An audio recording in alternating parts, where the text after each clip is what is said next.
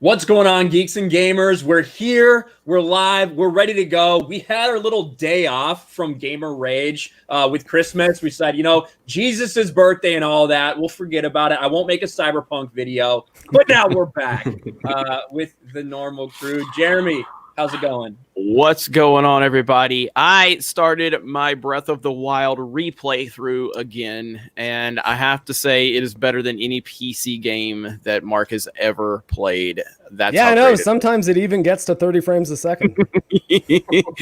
Also, Jeremy, you have a PC that can emulate the game in 4K at 60 frames a second now. Why not just play it there if you're going to replay? Well, listen. I like to focus on games that aren't broken at launch, so that's why I'm playing. I'm talking about Breath of the Wild. Because that's not the Nintendo way. This is the way. They make you pay full price even after a 4-year-old game for a game that runs like trash instead of just letting you emulate it for free in like good quality. But yeah, I partially wanted to just take jabs at Mark, but also yes, I am doing my replay through that game. I love it so much. So Nintendo, I love Nintendo. And then speaking of Mark is here. Now, listen, he got called a lot of things for his review, for his defense of CDPR. He's just embraced it now. He's now in the Cyberpunk chair. He's gone full shill. Yeah, an extra girl got it for me for Christmas. So.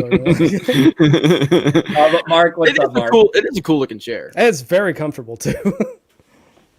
But no, I think the funniest were the people in the comments of my review that were calling me like a Cyberpunk shill when like I end the video saying don't buy this game. Like, you guys didn't really watch my video, did you? You just a fantastic review though. It was very well received. Yeah, that one took a lot of work. It was a great review. If you guys have not watched it after this stream, please go watch Mark's Cyberpunk review in full. It's fantastic.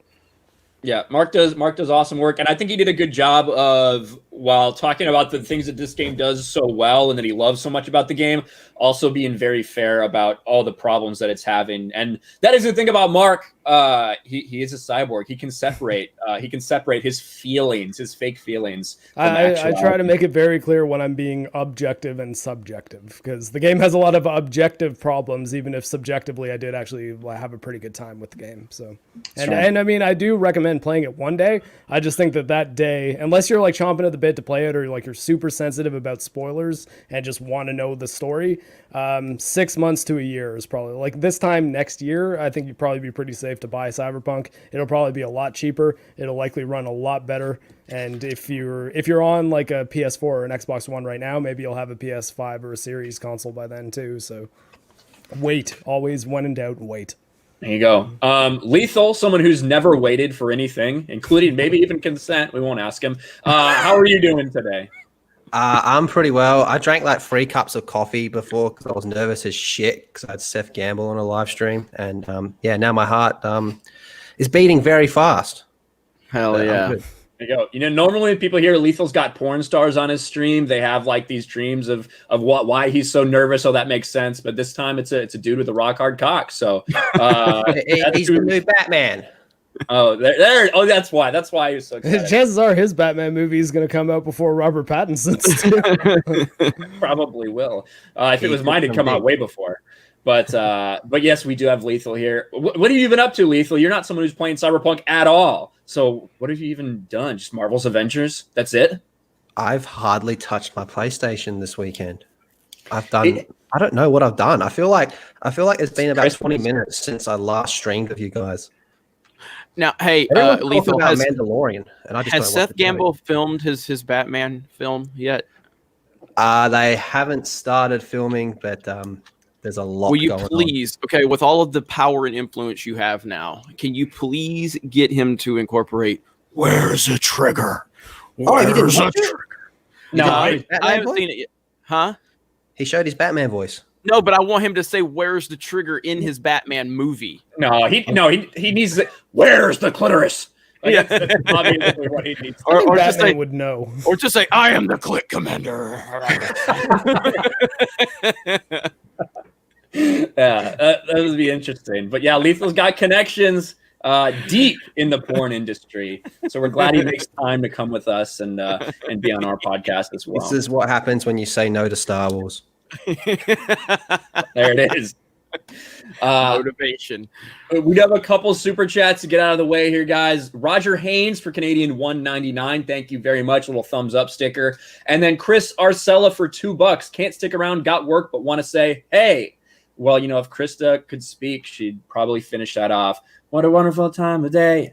And her little Krista is here in the backstage, so she's listening to all of the upstanding lads in the chat that want to say hello to Krista. There she is. That's right, lads. It's a nice way to put it. We're not on Twitch, Jeremy. You can say the word. But you know, it's been kind of it's Christmas. Obviously, it's Christmas week, so a lot of like the normal gaming news has been a little bit lighter than normal. People are actually spending time with their family and shit like that. But we did have some more news on the Cyberpunk front, and one thing that I found incredibly interesting were sales numbers, and that's one thing that I really wanted to take a look at. And you know, it was kind of shocking to me. As bad as this launch for Cyberpunk was, as much bad press as they got, I still thought that they were going to move a shit ton. And they did. But it wasn't enough to take number one at the Christmas game charts. Assassin's Creed Valhalla takes Christmas number one as Cyberpunk falls to third. This is on the UK box charts. Obviously, everything else comes out way sooner than the American charts, so kind of all we have to look at. The big ones are always the UK and in Europe, and then some Australian, Japanese, and numbers like that. But this is pretty big, and I think pretty telling. The fact that AC Valhalla, which didn't launch very well at either, there was a lot of bugs because it is a Ubisoft game, overtook Cyberpunk in sales essentially the second week that Cyberpunk was out. Mark, you obviously, like Resident, you're sitting in your Cyberpunk chair. What do you think about this, and is this shocking to you? Well, no, actually, especially I'm just learning now that the context is that it's the UK charts. UK, like just from the friends I know in UK and people I've talked to, there was a lot of them that were in my Destiny clan. Console gaming is way bigger there, and I'm willing to bet that not a lot of people have PS5s and Series X's now, so I'm willing to bet that the news about the PS4 and Xbox One version of Cyberpunk probably damaged the UK sales badly. That being said, I think that like Assassin's Creed it's one of those series that it's almost like FIFA or Madden, where just like there's people that will buy it every year it comes out no matter what. I don't think Valhalla looked particularly good, but I haven't played it, so I can't really say too much about it specifically. But I don't know. I think that, like, honestly, I probably expected the news around Cyberpunk to hurt it more than it did, because it still sold 13 million copies, and 5 of those being after its pre-order numbers. And there's plenty of games out there that would be thrilled to sell 5 million copies at all. Never mind 5 million on top of 8 million pre-orders.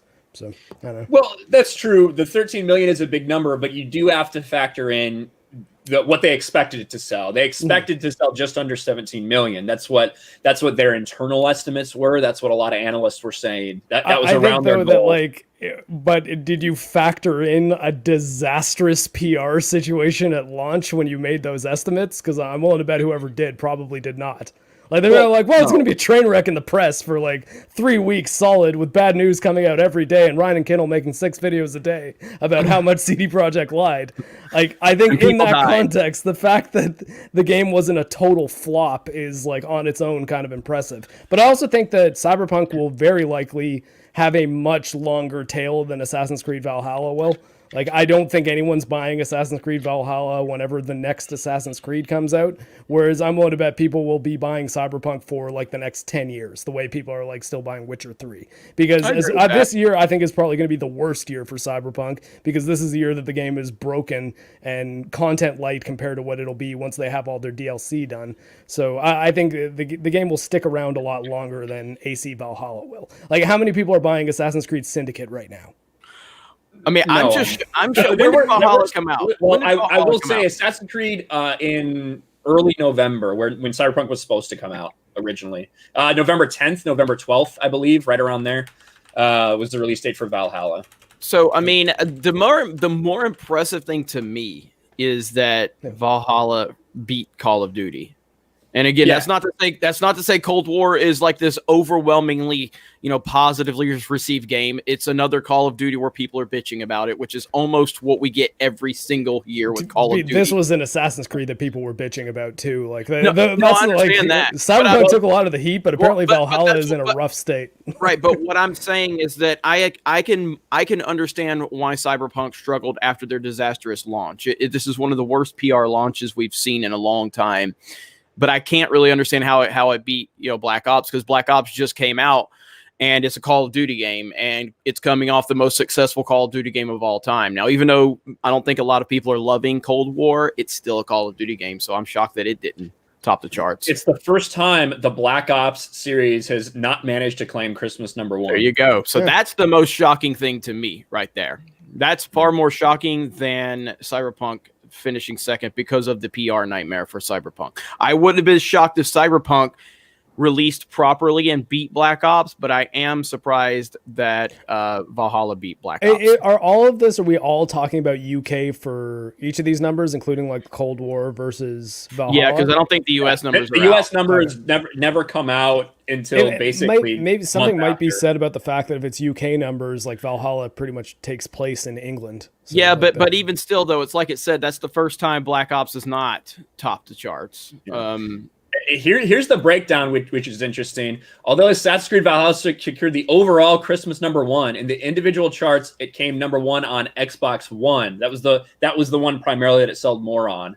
Everything else, it was like really up there, but not top. On Switch, Animal Crossing was top, and actually, if you don't factor in cross console stuff, Animal Crossing was actually the #1 seller. PS5, it's Spider-Man Miles Morales. PS4, it's Cyberpunk. PS4, it's Cyberpunk. Xbox Series X was Call of Duty, and on PC, it's Football Manager 2021. So get wrecked, Cyberpunk on PC. Well, that's the thing. Like, PC gaming is not very big in the UK. Like, I actually don't think I know a single person in the UK who plays video games that plays on PC. I might.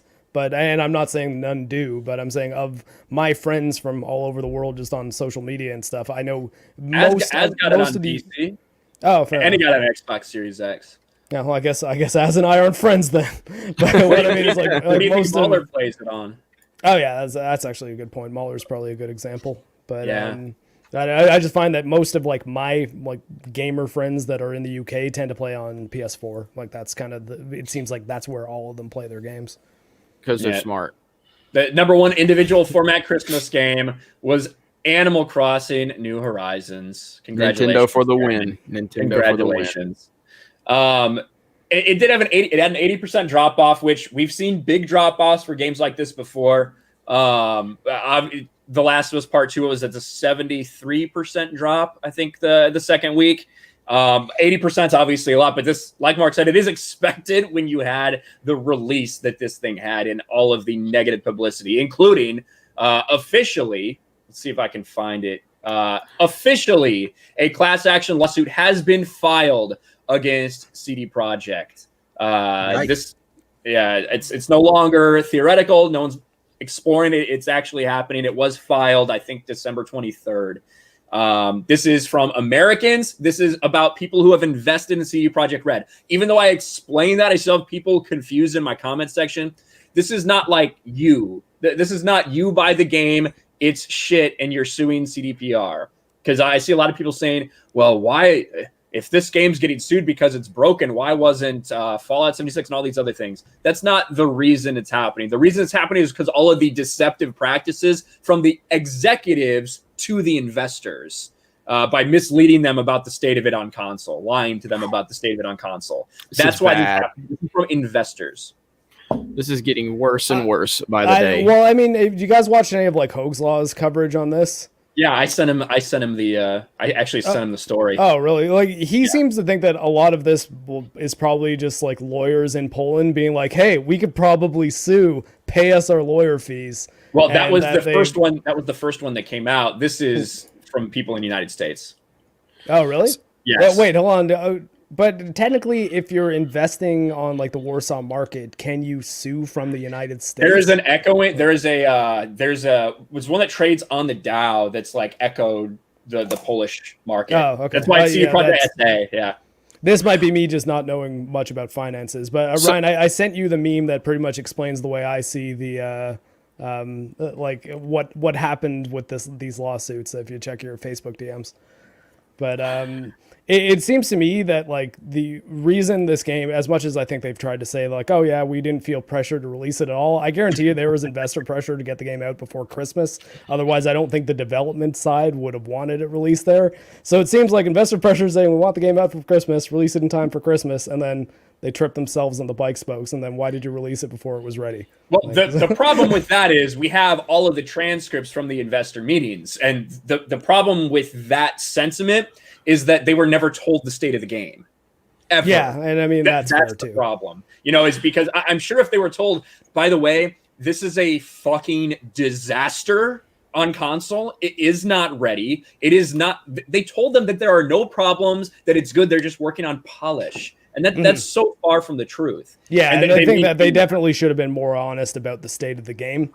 Yeah. And like I honestly think they should have put their foot down. Like I keep on bringing it back to this point, but I think they really shot themselves in the foot by not delaying it longer in September, because them saying like, oh, we just need a bit more time, only a little more time, a couple more weeks, and then you put yourself in a situation where you're going to piss off the shareholders again if you said, okay, we know that we said we'd get it out a couple weeks before Christmas, but now we're pushing it into 2021. I don't think they thought that dealing with a rough launch would be easier than dealing with the backlash from investors because of that. I don't think they were right. I think it's pretty clear that that was not the case, and that this is probably their worst case scenario. I keep hearing people say that the game is not meant for consoles, and that is the stupidest fucking thing you could say. It released on consoles for full fucking price. If they released this game on PC and that's it, guess what? You don't have the problem. You're going to have a few bugs and stuff. You're not going to have the widespread issues.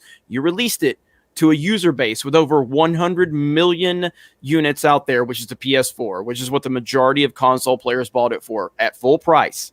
If you're selling something at full price on a system, it should work. That is the expectation. Stop saying the game is meant for fucking PC. Do you know what Breath of the Wild's meant for? Fucking the Switch. It wasn't released on the goddamn Xbox One and the PS4. Doesn't run very well on Switch, Jeremy. It doesn't matter. That's not the point. The point is that it wasn't released on these systems. They released it on consoles. They marketed to consoles. They told console players it was going to work. They asked for your money in full price, and it doesn't fucking work. That is not the fault of the consumer. That is the fault of the company for deceiving people. So this whole bullshit article of its or argument that it's meant for PC is fucking retarded. And it's such a stupid argument. I mean, like the argument that was saying it meant to be played on PC and that PC was the lead platform for it, I don't think is inaccurate. But there is a lot of games that you could say that. Hell, there's lots of games that you could say that console was like the lead development platform for it, and then it was ported to PC. Like Horizon Zero Dawn, for example, I reviewed that as well, and the PC version had a significant amount of problems at launch because it was developed on a PS4 and they didn't do a fantastic job porting it. It's not really. It is like, I mean, yeah, like I think that doing those deals, especially like the Cyberpunk Xbox, might not have been the best call. Or if you were going to do that, you should have probably done a Cyberpunk themed Series X. It is an Xbox One X, and actually I have played the Xbox One X version of Cyberpunk, and it runs fine. It's still 30 frames a second, which is not how I personally like playing first-person games, but it is very functional. I didn't really see anything wrong with the Xbox One X version. Playing on Xbox One S or original Xbox One, PS5, I think I have where no the problem. issue is. I've had no real issues on PS5. PS5 apparently is the one that has the most crashes, though. Yeah, it has not crashed on me once on PS5. I haven't had any issue. It crashes about 4 times a stream for Ripa on PS5. It seems like that it crashes like to like have to restart your console more than even on PS4 on PS5. Holy shit, Jason C. That's right. That is a big super chat from Jason, and we'll catch up with these here in a second, guys. Jason C for $100. Holy cow! Merry Christmas to the G&G crew. Hail and long live the Fandom Menace. Thank you so much, Jason. Really appreciate your support. Yeah, I saw you supporting. I saw you drop that on Gary on Friday Night Tights too. So, man, we do appreciate all your support. This is the way we're able to continue to build these platforms. with this app that we're working on right now. It's stressing me the fuck out, but this is what helps, and we have such good plans for geeks and gamers, and that type of support's the only way we can get there. So thank you so much. Maybe one day we'll be able to get Ryan a shirt that's not a chip brand. Why do you have a problem with this? That was it when Krista joined the call before. Well, the first thing she said is, "You have a Doritos shirt on?" It's funny. I brought it back and like it was in a bag, and my kid thought it was Doritos, and when he realized it was a shirt, he was fucking pissed off. But that's what happens, I guess. But let's catch up on some of these super chats, guys. Thank you so much, Jade Shadow. Ryan. What? Sorry, did I tell you that I got my Cyberpunk refund? Did you? Did you get it from PlayStation or from CD Projekt Red's email? I got it from PlayStation. I woke up one morning and saw that I had an email from them at 3 a.m, so I missed it, just saying we're starting to process your refund. And then at about, I think it was around 6 p.m, I had an email saying, yeah, it's been refunded. And I checked my bank, and it was all refunded, and the game was locked. So there you go. So they are giving out refunds. It's happening. Yeah, so okay. Sony's been pretty like from maybe the Australia one took a little longer. I've heard a lot of people said they got refunds immediately from Sony, effectively, even if they didn't want it, like Geeky Pixie said. But yeah, Jade Shadow for $2.99. Batman voice. Where's the G spot? Thank you, Jade Shadow. Yellow Flash 2 for $5. Should Wonder Woman go to jail for what she did to that man? I just put out a video right before we went live about this. I said that if it had been switched, if the situation had been reversed, and you had a random woman inside a different woman, and then they had sex with them like that, the people would be screaming. Yes, there would be people triggered as fuck about that. Yeah, people are weirdos. I think that he should have just like come back and like manifested. Why was he in another person's body? That didn't make any sense to me at all. They're literally like risking that dude's life the entire fucking movie. Do you remember when Harley Quinn raped Nightwing? Does all this happen in Wonder Woman 84? Yeah. Sorry. Harley Quinn and Nightwing cameo. No, not that. No, but yeah, there's look, this is the problem. This is what the social justice weirdos. This is the precedent you set when you bitch about the most retarded things possible, and then you're faced with something that's blatantly, obviously a situation that can be viewed as that, and they won't say a word about it. It's the movie's bad. I'm not gonna go and see it again. If you want to go watch it, that's fine. I'm a huge fan of the first Wonder Woman movie. I'm a huge fan of Gal Gadot. This movie was really bad. It was really bloated. It was all over the place. It had no clear direction as to what it wanted to be. I was not a fan. But no, we're not going to get into details of it because I know everybody wants to see it when they get time. But it wasn't a good movie, in my opinion, at all. It had no testosterone because the story was written by Patty Jenkins and Jeff Johns, not by Zack Snyder. And it was going forward from Justice League. Yeah. I pulled that up too in my video. I'm like, listen, you can like bitch about Zack Snyder, Sudar, like whatever. He wrote the story for fucking Wonder Woman. Patty Jenkins is nowhere in there. And, it was all based on like his story and where he saw the character going. She did a great job directing the movie. But to me, when you look at what happened here, this is Patty Jenkins. So if you're like coming all over about Patty Jenkins for some reason after she's directed one movie, this is what you get when she had essentially full control. Yeah, she directed Monster. That was pretty good. Man. I don't know why. She did an impossible cinematic feat. She made Charlize Theron ugly. Yeah, in Monster. Yeah. But the issue I have with Wonder Woman 84 is if you're in Canada, it's not on our HBO app. We don't have HBO Max. We have this thing called Crave that's Bell Media's streaming service, and Bell Media owns HBO Canada. So Wonder Woman 84 is not on there. The only way we can see it, other than I guess a theater for the like 2 that are open, is rent it for $30 on iTunes. Buying a new release movie is $24.99 on iTunes usually, and a lot of them are $19.99. So it's $5 more than buying most new movies, and you get to watch it one time. It's ridiculous. Where did you see it, Ryan? HBO Max. Yeah. I saw I it on that TV, I guess, actually. like, I don't know, like 3-4 days ago or some shit. Yeah, I fell asleep during the big action, like the big caravan sequence. I fucking fell asleep. See, if I fell asleep during the movie, that would be $30 just down the drain. Diego Flores for Peruvian, $10. PC gaming in the UK is sort of gimped in general, from what I understand. Most don't have a good internet connection, and PC are somewhat overinflated prices. I know. I did see some people in the chat that I assume were from the UK saying lots of us use PCs, and like I said, I'm sure. Like I don't know. I just know that my friends that I game with who live in the UK just all use consoles. Because he has smart friends in the UK. I'm just saying it's a subjective, like anecdotal evidence. It's not like I didn't do a study. Just that's what I've noticed. So it's an objective fact. Yeah. It's an objective fact. No. Let's not get into objectivity again. I promised X-Ray Girl I wouldn't have any screaming fights today. Oh, come on. You're about to be a liar, Mark. No. Miss Martin Muses for 99 cents with a rose, a super sticker. Thank you very much, Teresa.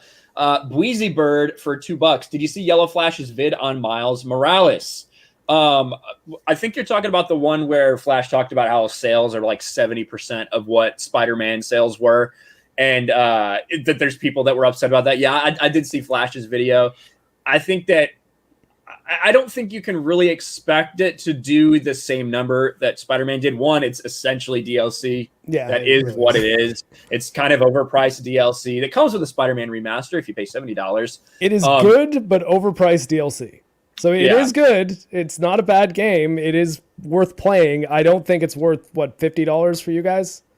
Is what it costs? I don't know. It's whatever. $60. It's 50. Yeah, it's 50, yeah. It's essentially a full price game, or slightly less than full price game, and it's not worth that. If it was a $30 DLC for Spider-Man PS4, then I'd say it would probably be worthwhile. 20 would probably be more reasonable, but knowing the modern video game industry, they probably would not have that DLC be $20. So realistically speaking, $30 I think is about the price for it. The story is about 6 hours long. You could buff that out for sure by doing a lot of the side objectives and getting all the trophies, but I don't think it's worth full price. Are people screaming racism as to why it's not selling well? Is that what people are saying? That's what Flash is talking about. I think Miles is really good. I had no issue with Miles. I think they handle him well. Maybe not quite as well as the Spider-Verse version of Miles. I think that was. How was your swagger when you were playing it? Exaggerated, but it's like I think that of the two like things that I've seen Miles Morales in that I've liked, that's one of them. So I really liked Into the Spider-Verse. I think Into the Spider-Verse is a great movie, and I do too. I liked Spider-Man Miles Morales quite a bit as well. So I have no real issues about the Miles Morales game other than it's just more of the original Spider-Man game essentially, and it's a little overpriced. But yeah, if you get it on sale, then it's worthwhile. I think there's also probably some people who are just waiting for the PS5 for it. That's like. What I'm doing. Yeah, exactly. I think there are a decent number of people who are waiting to play it, and there's just not a lot of PS5s out there in the market to be had right now. So that's kind of my thoughts. And Miles Morales was the top seller on PlayStation 5 in those UK charts, not Call of Duty or anything like that. It was Miles Morales. I was kind of hoping it would be exaggerated swagger in price. This is Ego Dreamer. The price is a little bit exaggerated.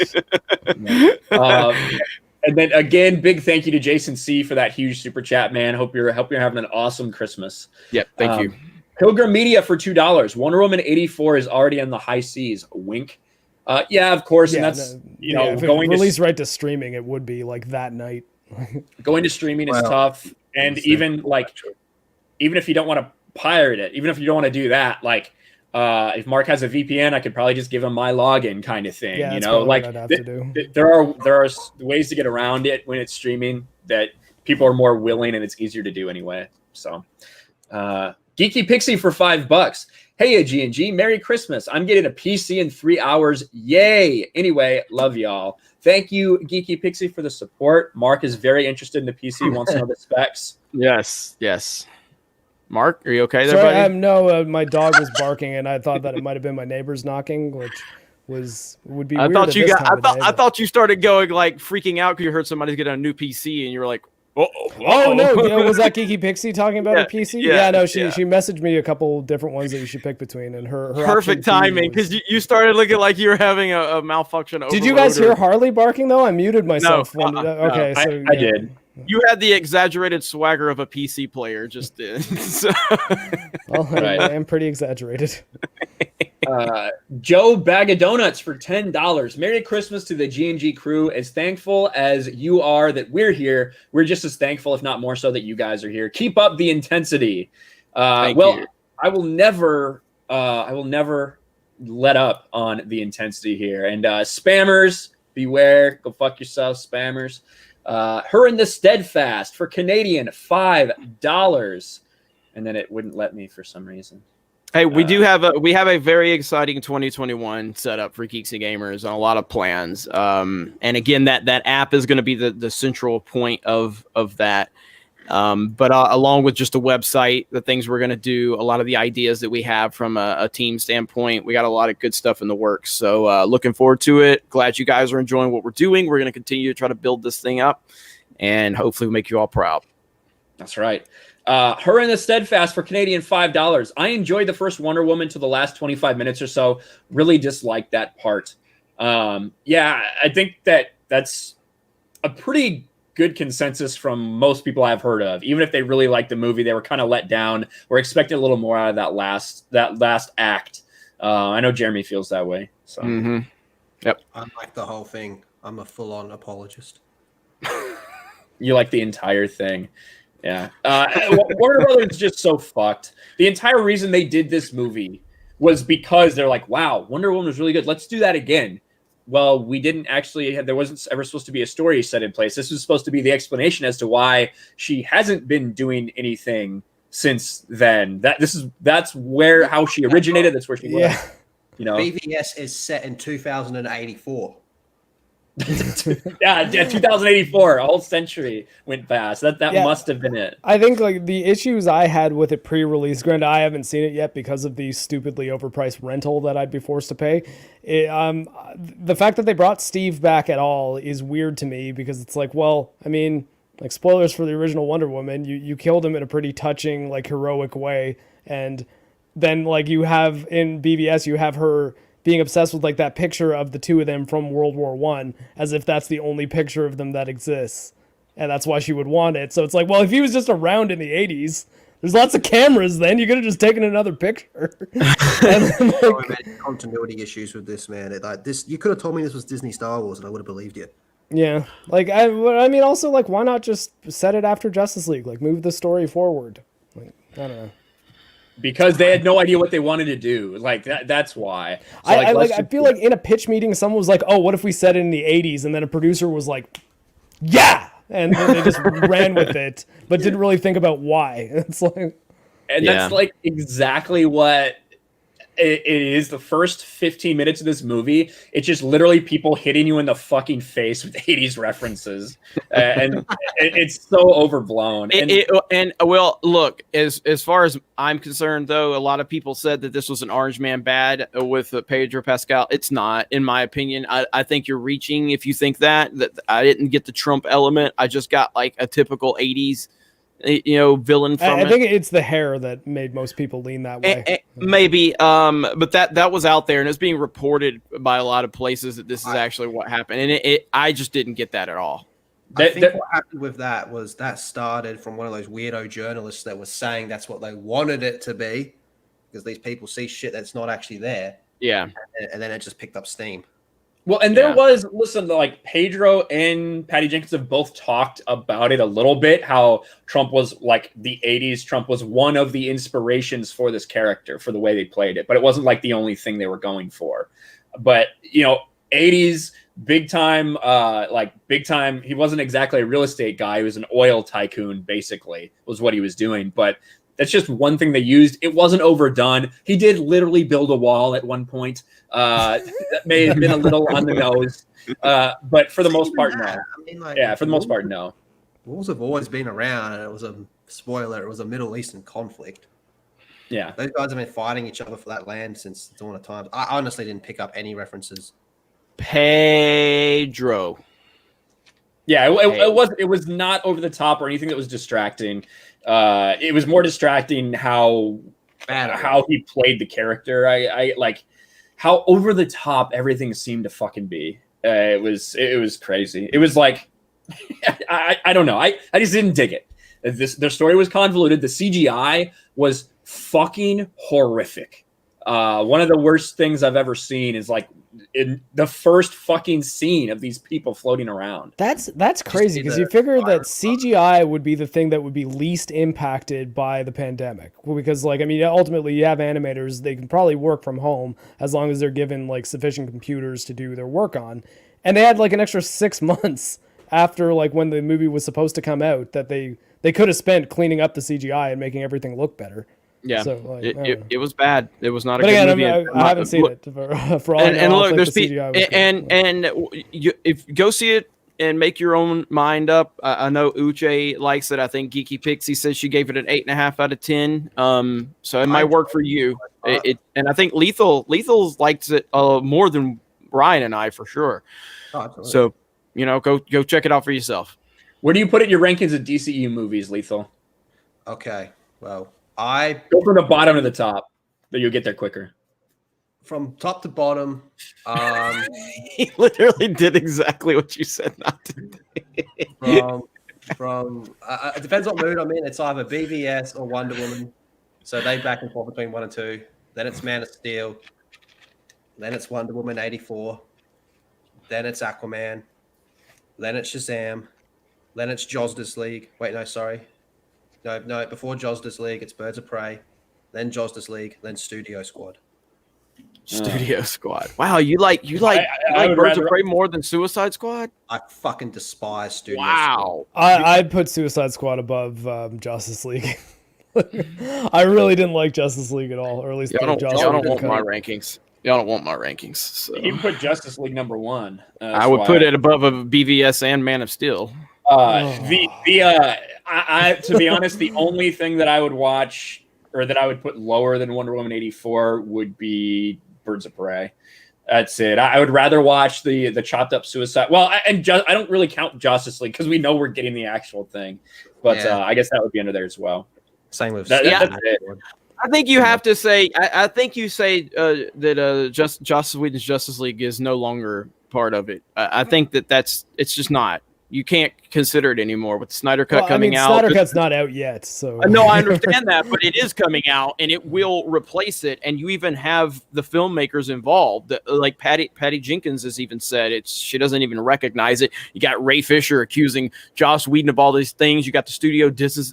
Like that movie is basically Chris Benoit of the WWF. Like that's what it is. They just will not acknowledge that it exists, and I get it. I'm fine with that. I'm huh? It's weird that Patty said that because Wonder Woman 84, that Wonder Woman is nothing like the BVS Wonder Woman, the first Wonder Woman. It's nothing like that. Wonder Woman 84 is them going forward at the time. So remember how long ago this from the Justice League version of Wonder Woman. At the time, they were going forward from Justice League. That's what Wonder Woman 84 is. I think you have people that are trying to play the game right now. You have Patty Jenkins like saying that, even though it's clear that the tone of this movie was full on, Justice League, like the path forward. Jeff Johns wrote the story. These are the writers for the story: Patty Jenkins and Jeff Johns.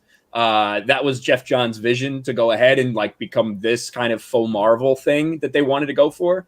And it's I just think that right now, recognizing what's happening. The recognition that they're pushing Joss Whedon and Jeff Johns to the side, fuck them. Basically, you have all the other directors saying, "Yeah, we support Zack, and we're doing things in line with that DCU," because that's clearly where they've decided to change directions. She's jumped ship. She's going to Disney.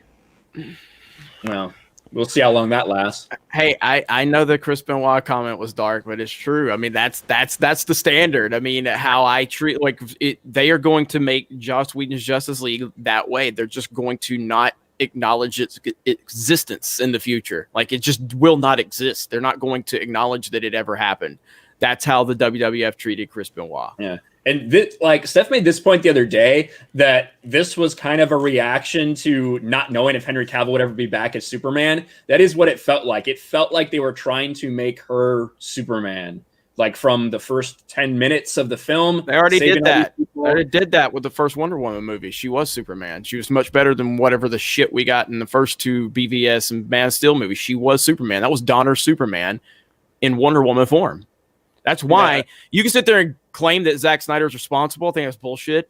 I mean, that just shows that Snyder's not good at realizing his own vision, if that's what happened, because that movie felt nothing like any Snyder movie I've ever seen. So that means that someone else is taking. You can't watch all the action in that movie. Action is not. Listen, you can't watch all the action and everything like that. Action without emotion is nothing but Transformers. So the emotion was because of the director and how the actor, portrays the emotional parts. That falls back into the director. So you're essentially saying Patty Jenkins is taking Zack Snyder's vision and doing more with his vision than he can from a director's side. You can't watch all of the action sequences in Wonder Woman, regardless of your thoughts on the emotion, all of that shit, and then watch everything that happened in Wonder Woman 84. What I'm saying is you're trying to give Zack Snyder full credit for Wonder Woman 2017. That's essentially what you're doing. Well, he did have some stuff. What I'm saying is, if you want one thing, the biggest fucking difference between Wonder Woman 2017 and this is the fact that Zack Snyder was not involved. That's what I think. That is 100% what I think. But at the end of the day, the director hasn't realized the vision. So, Man of Steel is a Nolan. Nolan has a lot to do with that story. Him and Goyer created the overall outline. Then they took it to Warner Brothers. Nolan's all over that movie. But it's Snyder's vision. That's why it doesn't feel like a Nolan movie from everything. It's dark in tone. We get all of that. But that's why it's not consistent with other Nolan movies, because it's Zack Snyder's vision. Whether you like that or dislike that, that's fine. But it's a Zack Snyder movie, not a Christopher Nolan movie. So it might be Nolan's vision in terms of the writing and the story, but it's Zack Snyder's direction that made it what it is. And that's why you can like it more than you like other Nolan movies, even though it's Nolan's creative vision behind it. It's Zack Snyder bringing it to life. So that's the same thing with Patty Jenkins bringing Zack Snyder's vision to life. It's Patty Jenkins making it happen. And it's different than everything else Zack Snyder has done. Now, does Nolan not? Of course, Nolan deserves credit for Man of Steel being shit. But it's still, you don't like other Nolan movies as much as you like Man of Steel, correct? Yeah, I would say that. I'd say that's true. So, exactly. So it's Zack Snyder. It's Zack Snyder's directing is what pulls you in, not the story. So now you're trying to flip and say, well, the reason Wonder Woman's good is because Zack Snyder was involved. No, it's because Patty Jenkins did a great job directing it. What we realize is that when she has full control, she's not good. What I'm saying is that Patty Jenkins was in full control. That's what I've said from the fucking beginning. This is her. No director should deserve to have full control. That's just what you get. You get the prequels with George Lucas. I like the prequels. There's a lot of problems because you know why? Not one person was willing to tell George Lucas, yeah, this is dumb. Jar Jar stepping in poop is dumb. The I like sand line is bad. Anakin is really wooden. And so no director deserves full control. This was a fault of Warner Brothers for not stepping in and controlling her. Rian Johnson had full control in The Last Jedi. And he gave us a shit show. Rian Johnson goes on Breaking Bad. This is the fault of Warner Brothers for trying to distance himself from Snyder on a fucking reactionary basis instead of sticking to the plans that they had. This is the fault of Warner Brothers for saying, well, you know what? Even though this wasn't planned, let's make a sequel, Patty. You got this, girl. Give it some girl power. Look what you did with Wonder Woman. How incredible it is. And now you have fucking retards saying that Patty Jenkins deserves to get all this praise, all of this shit for simply directing a great film. That's what she did. She did a great job directing that movie. But the fact that she didn't have all of that other stuff backing her up, the fact that she didn't have someone to bounce all of these things off, the fact that she didn't have a guiding hand there about the vision going forward for this movie is why I think this movie failed. I don't understand why you're trying to make it into I'm giving. No, I keep hearing, well, Zack Snyder wasn't involved. That's why it wasn't bad. No, that's not why. Zack Snyder was involved with fucking, what was that shit movie with all the women he made? What was that fucking shit show? Sucker Punch, and I kind of like Sucker Punch. Well, it fucking failed miserably. It is a very, very silly film, but it's all right. It's pretty entertaining. Zack Snyder, well, Zack wasn't here. That's really not the problem. Zack Snyder was involved with the Owl fucking movie too. How'd that work out? Like, you're acting like without him being there is the only reason this failed. There were a lot of problems with the movie. A lot. No one thing you can point to say this is why it's wrong. Sucker Punch was very much like a video game. And speaking of video games... But that's what I keep hearing. You know why you're hearing that? Because that's the fucking difference. When you have one thing and the next thing, that is a major fucking difference. That's the one thing that everyone can point to and say that he was there for Man of Steel and Batman vs Superman. That isn't a factor. He was there for Batman vs Superman. He was there for Batman vs Superman. I don't give a fuck. Everybody fucking hated that movie. Yeah, everybody hated it. Yeah, everybody hated the. You're telling me yes, the biggest. Everybody did. You're telling me that people didn't. You're telling me that the theatrical release was well received. No, I think the theatrical release was not well received at all. I think that's very obvious from the reaction. So we have a 2.5 hour movie. So whoa. We have a 2.5 hour movie that was released theatrically that you say a lot got cut out of and it wasn't well received. Sounds a lot like Wonder Woman, right? Aren't we hearing that a lot was cut out? Before this episode started, Jeremy said he wanted to make this one short. Nothing from Tom. I think some things were cut out of that, and now that's what we're hearing. They had fucking 11 months. More than that. This was supposed to release in early December of 2019. Then it got moved up to November of 2019. Then it got pushed back to March. Then it got pushed all the way back to Christmas. They had all of this time. I have a poster in my room with it saying June 5th. And again, that's fine. But there is more problems than just Zack Snyder not being involved with this movie. That's my point. You're just taking this one clear, definitive thing that we have that is fucking different, and you're saying... looking at everything else, was he involved in Suicide Squad? He was involved in what was the original Suicide Squad. He was involved in the original Suicide Squad, yeah. Okay, and guess what? That didn't happen. It turned out that people hated that movie too. I didn't. I liked Suicide Squad. That's because that's not that fucking movie. Like, was he involved with Batman vs Superman? Yes, and that was a shit show. The original cut of Suicide Squad has Enchantress dealing with Steppenwolf, and all of those fucking enemies are fucking parademons. It's a completely that is what he worked on David Ayer with. He's responsible when you guys say it's good, but when he's not responsible when things are bad. That's essentially what you just said it's fucking good, and I said he's not involved. Whoa. When have I ever said Suicide Squad was good? I said I liked it, but it's a bad movie. I've said it's a bad movie over and over again. I liked it, but it's a bad movie. I have never said it's good. Never have I said it's good. No, but you just said that you enjoyed this thing, and I said, no, Snyder wasn't involved in that. If I just wanted to hop on everything, it's, oh, yeah, well, Snyder's involved in that. Jeremy, you liked that. That's what I would say. That's the argument you're trying to say that I'm saying. The constant, let's give Snyder credit when Batman vs. Superman's a shit show. Well, it's because the studio got involved. Well, it's because the studio got involved with this or that. Well, you know what? The studio did 9 Harry Potter movies, and they were all fucking really successful. The studio did all of these Batman movies with Nolan. They were all successful. But when it's Snyder, suddenly Warner Brothers is the worst thing ever, and they get involved with everything. It's just a constant, let's make more excuses. It's a worse studio.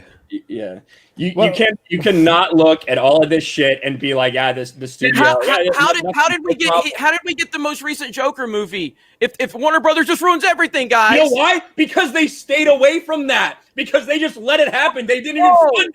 That's why. Okay.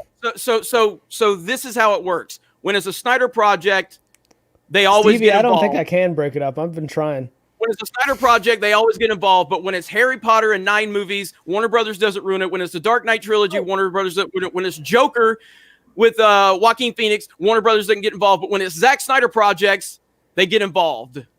No, I was just talking about Suicide Squad. That's not a Zack Snyder project.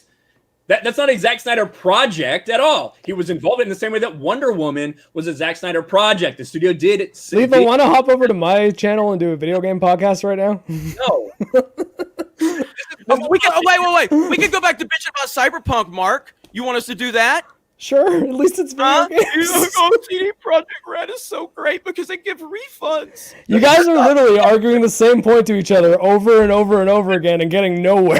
The problem is that, listen, there is definitive stuff you can look at and say there's studio interference. Whereas Joker, there's definitive stuff that the studio stayed away from it because they didn't have anything invested in it. They did not expect it to do what it did. There were 2 other people that put in more money than WB did. They didn't see even a whole lot of profits from that. That's one of the reasons that it happened. I can't wait. Let it happen the way it happened. I can't wait for Justice League, and we'll see if it turns out to be a shit show, how much we blame Warner Brothers. But if everybody loves it, it's Zack Snyder's full vision being realized. That's exactly how it is going to be. Zack Snyder's fucking vision, regardless. They're letting him do whatever they want. So at the end of the day, when I judge that, it will be all on his vision, what he's doing. We'll see, because the goalpost changed with Beat VS. Because when I said it was a piece of shit in the beginning, I heard Zack Snyder fans say, "You just don't understand it, Jeremy. You just don't understand the brilliance." And then once everybody started hating it, and then the ultimate cut comes out, they're like, "Well, the studio got involved." Wait a minute. You guys said this was a fucking masterpiece, and I just didn't understand Zack Snyder's genius. And then the goalposts changed, and they go, "Well, the studio got involved." Okay, and now there's an ultimate cut. And it's just like the goalposts constantly fucking change. Like, you can love his vision. I'm not arguing that.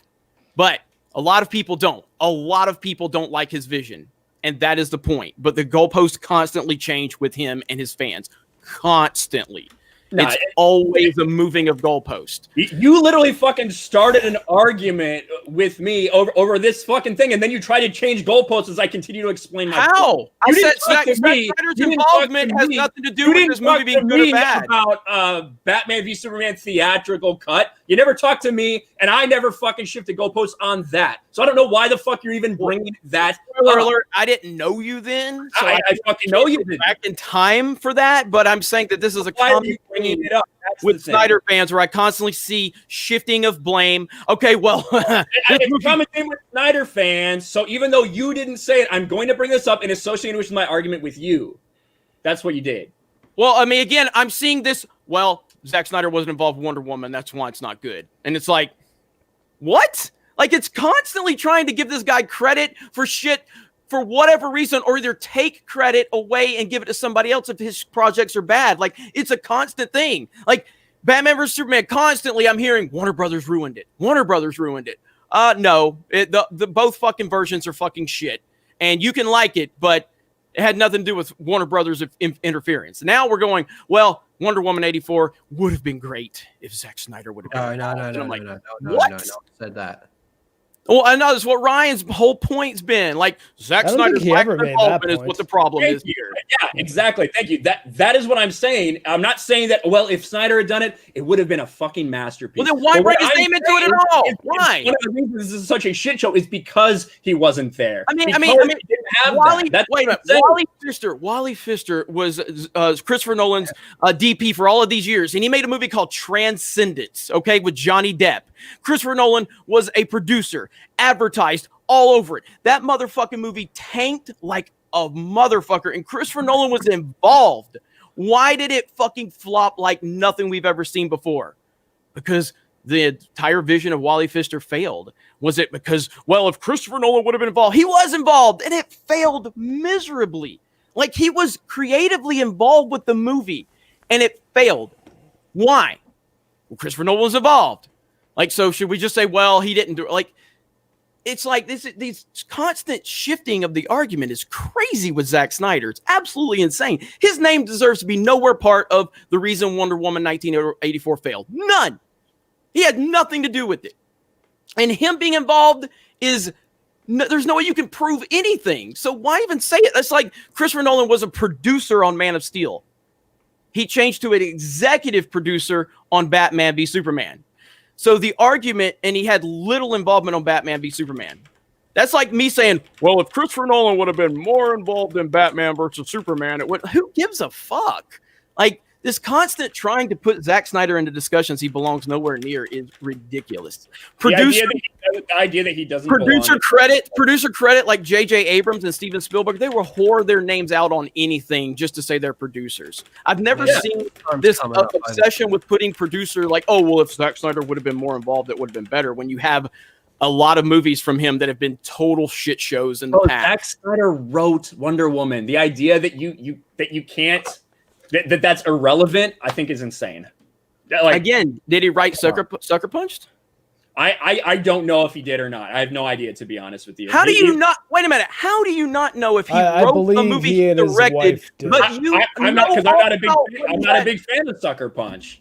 Then so then what is the difference if he wrote it or not? If you have bad movies that he's written in the past, you can write good things and then also write bad things. Patty Jenkins is the reason. Christopher Nolan's written a lot of good movies and a lot of bad movies. That's my point. That is my point. So you can't sit here and go, Wonder Woman 1984 is bad because Zack didn't write it because he wrote the last one. It's good because Patty Jenkins did a good job directing. That is why it's good. It has nothing to do with the writing. It has to do with the direction.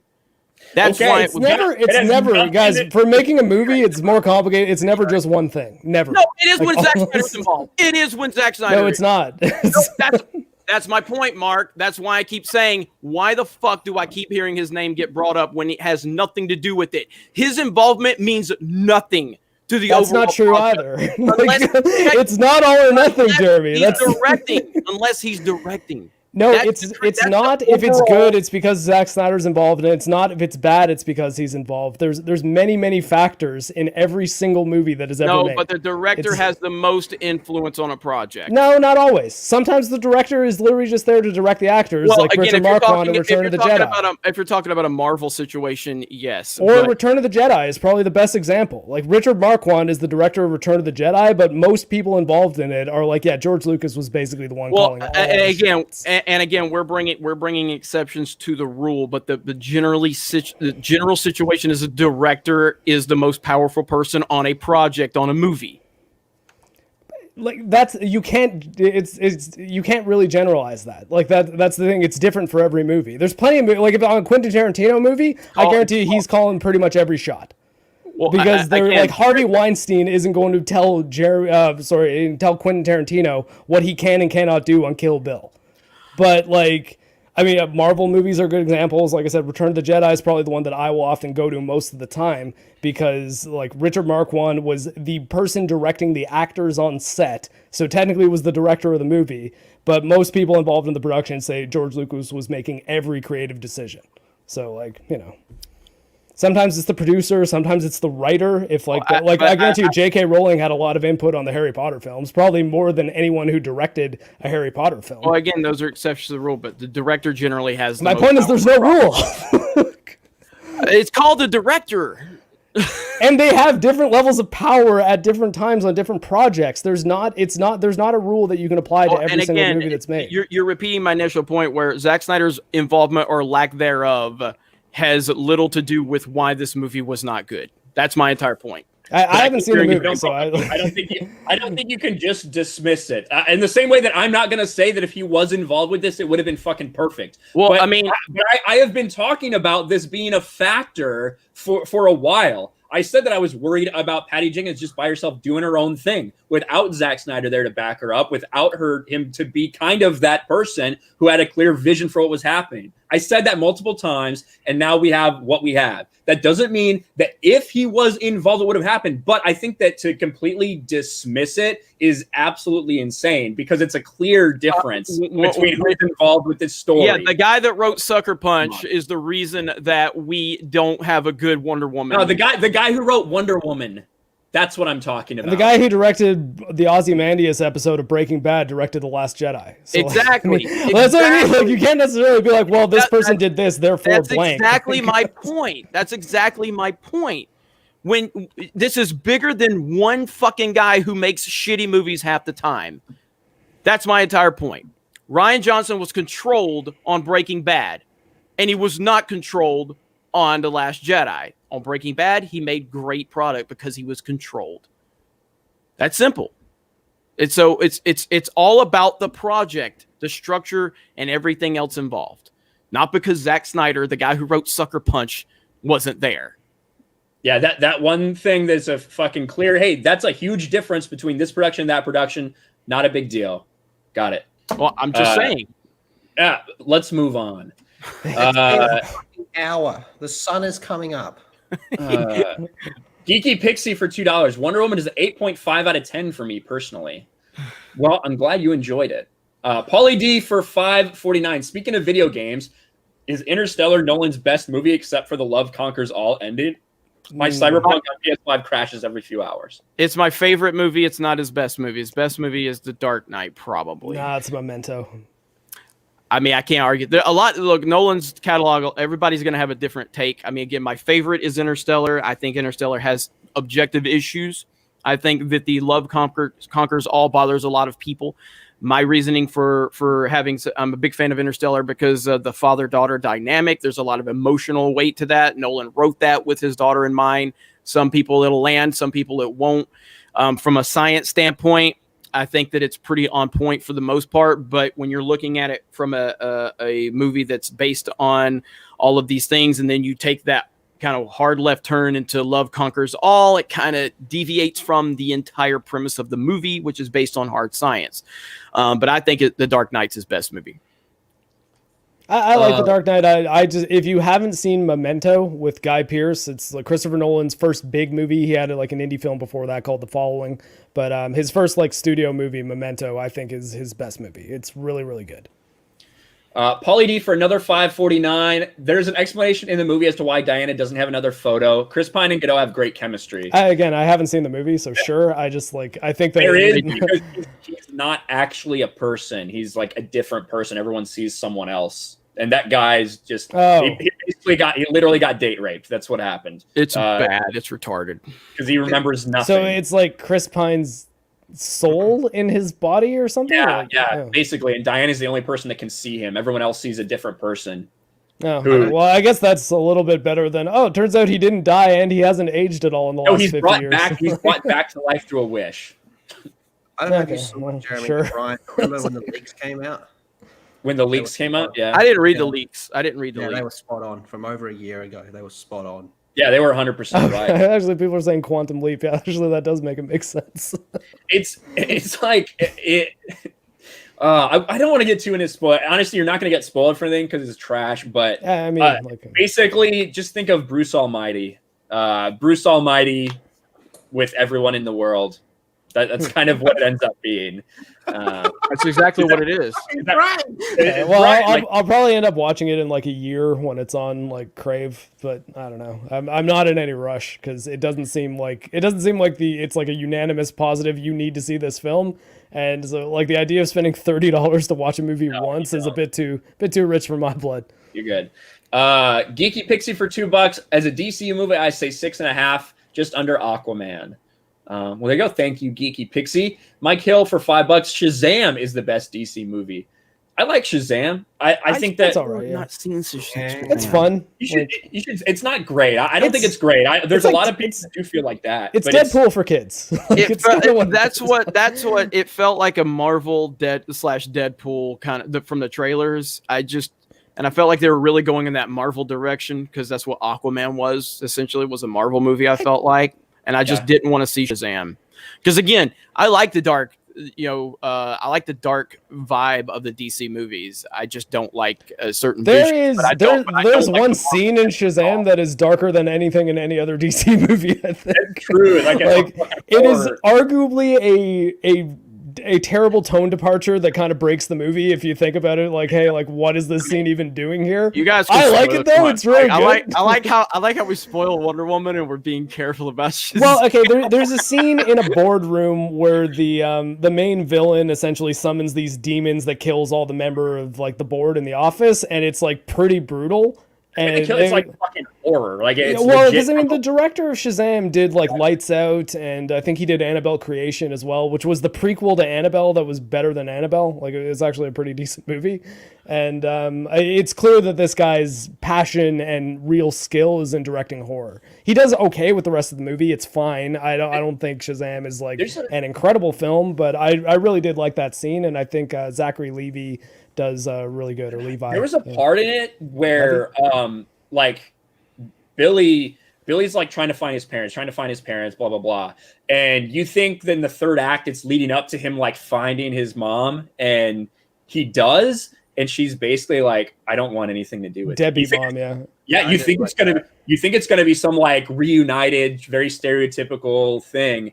And he kind of the kids, the stuff with the kids, I think was all really good. Like I think that the child actors in it were really solid, and their story was pretty interesting. So yeah, no, Shazam's definitely worth watching. I wouldn't say it's incredible or anything. It's not like, oh man, this is the movie that saved the DCU. It's just okay. I think that's what you need. Like I think that's what you need. Like if you're gonna have like the Snyder Vision stuff, right? You have that, but then you also have all of these other things. The Wonder Woman with a lighter tone to it. You have Shazam with a much lighter, funnier tone to it. Mm-hmm. Like that's what I think the DCU should be. You know, it should be this entire expanding thing based on one vision, but that branches off because you need other characters. So I think it should have just been the original 5-movie plan and done. And nothing else, nothing else in it. Yeah, actually, I always like the idea of a limited continuity, like having to be like clear vision. We're gonna make 10 movies or 5 movies or 3 movies for a trilogy, and just finishing it and then reboot from there. I get it, Chet. We are talking about movies. We're getting asked about movies a lot. Yeah, that was a super chat response. We probably should rename it to the Geeks and Gamers, kind of podcast, because we talk movies as much as we haven't talked about Terminator, which is all your fault, chat. It's all your fault. Yeah, it is true. Who was the one that sent the super chat? Can you go back and have a look? We'll get that. It was Yellow Flash that started it. Yellow Flash. At this point, I think people are intentionally asking us shit just to get me and Ryan to argue, and it'll work because it doesn't matter if the cameras are on and off or off. We'll argue. That's just how we go. That's how we do. Rin Weasley for $5. Are they never letting Todd Phillips direct another DC movie? Merry After Christmas, guys. I think they would probably love for him to direct a Joker sequel. But who knows where the state of that is now? But. And that's the thing. Like that's again, that's what Warner Brothers wants to do now. They want to do a sequel. They shouldn't. They should leave that the way it was because it was only intended to be that. But instead, now they're going to do a bigger until who knows after pandemic. But they were like, hey, let's do a sequel to that. It was kind of supposed to be it'll probably end up being larger scale. At the same time, though, like if you're going to look at Joker as less like a superhero movie, or not, obviously he's not a hero, but less a comic book movie and more just a drama, like a crime drama. There are examples of sequels like Godfather 2 being like arguably better than the original. So like you can make a serious crime drama sequel and have it actually be better than its original. It's not impossible. It's just they need to give it the time and work for the script itself to actually have that happen. It's just not very likely. So I'm not saying I'm totally against a second Joker movie. I just think that if they're going to do it, they need to do it right. That's right. The fact that so many people are like bothered because we argue, like again, Modern Warfare 2 lobbies. Again, and the internet has neutered so many people at this point. Like, oh my God, two men are arguing over superheroes. Yeah, that's called being fucking fans. Modern Warfare 2 lobby. That's true. Is Mark's Alexa going crazy? It's Siri, and I don't know. I guess maybe Siri. Oh crap! No, now she's awakening again. John Matrix for $10. Shouldn't you be watching Brady versus the Bucks? Brady and the Bucks, Jeremy. Watching it right now. I'm watching it right now. 27-0. He's on his game so far. What the fuck did I watch in Wonder Woman 2017? I think you probably mean 84. She was a side character in her own movie. 2017 probably is. He was talking about the first Wonder Woman movie. Well, I know, but what I'm saying is he probably meant 84 because I don't think she was a side character in the first one. She feels kind of off in the second one, to be sure. But thank you, John. We appreciate it, buddy. Sports Wars stream tomorrow with John Matrix. If you guys are interested, over on Sports Wars. Hell yeah. Jade Shadow for $3. Jeremy Snyder wrote Wonder Woman 2017. We did talk about that. Thank you, Mara. You don't say. Mikey Gussler for $5. We'll get through all these. Mikey Gussler for $5. Man of Steel is better than Wonder Woman. The main character is better. Music is better. Action is better. And the villain's better. Wonder Woman is overrated. I will say that is better. I will say that I like Wonder Woman. I don't put it up there next to Man of Steel as far as my enjoyment, but I really like Wonder Woman. But Lethal puts it above Man of Steel. So there you go. There's difference of opinions. Yeah, I'd say the villain and the score in Man of Steel are definitely better. The score in Man of Steel is one of the best scores you'll ever hear. It's not even close. I mean, I can listen to Hans Zimmer's score on repeat from that movie. Fucking fantastic. Yeah, it is really good. Possible hot take, but I've always thought Hans Zimmer burns John Williams. Ooh, no. Ooh, that's no. Do you mean specifically Superman score? Nah, Or just like in general? In general, I don't think I can follow you. Superman, though, I actually do kind of prefer Hans Zimmer's to. I do. Look, Hans Zimmer John is. Williams. I mean, this is going to be a weird analogy for some people, but I think it makes sense. I feel Hans Zimmer is to John Williams as Christopher Nolan is to Steven Spielberg. Like, no matter what Nolan does, he will never touch Spielberg, just in terms of what Spielberg has done. And Hans Zimmer is kind of that guy. Hans Zimmer is the guy who does all of these, incredibly powerful scores, but he's never going to touch what John Williams has accomplished. Like, you look at John Williams' catalog, Jaws, Jurassic Park, Superman, Home Alone, Harry Potter. I mean, it's just, the list goes on and on. Like, there's so many iconic themes from John Williams that I just don't think it's, he'll ever be touched. But I love Hans Zimmer. That's what I think. Part of the problem evaluating these things, because it's almost impossible to separate.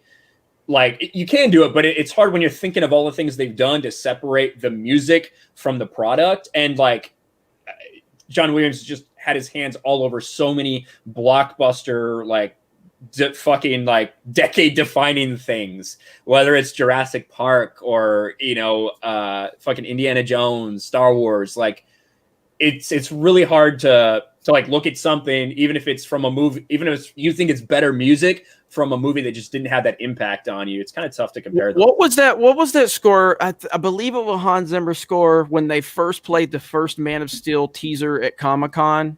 Mm-hmm. What was that fucking score, dude? And I mean, there's a leaked version of that on YouTube, and I remember seeing that for the first time, that Man of Steel teaser. And the Hans Zimmer, because they took it from another film that he had scored I think A Thin Red Line, and they took this score from Hans Zimmer and put it to that teaser for that Comic-Con teaser.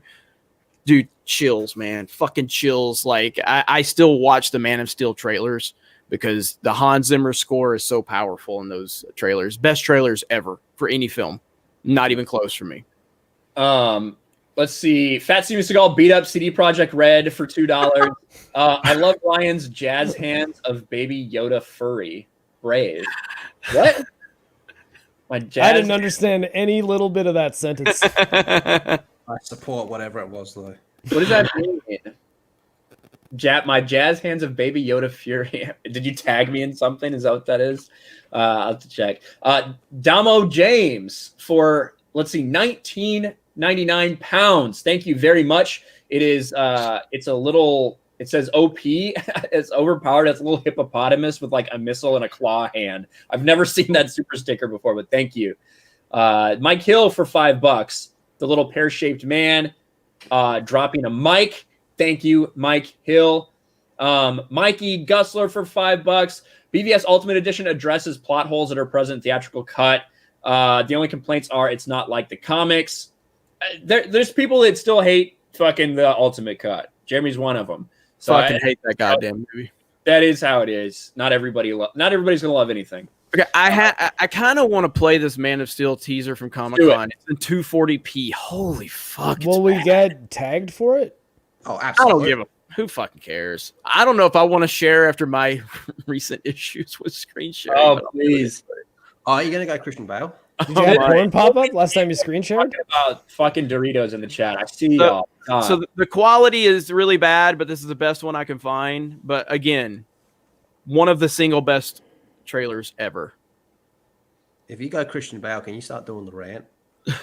He's not gonna go Christian Bale. He's gonna go Barry White. Oh, good for you. Can you guys hear me? Do I sound like the guy from Green Mile? You do. Do I? Yeah. Holy shit! Just play it. Unmute it though. Dead man walking down the Green Mile.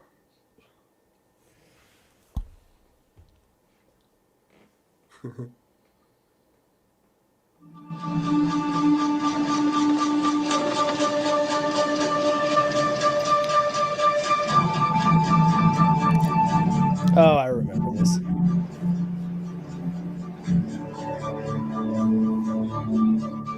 What if a child dreamed of becoming something other than what society had intended? What if a child aspired to something greater? Man, he has good character or bad. It's going to change the world.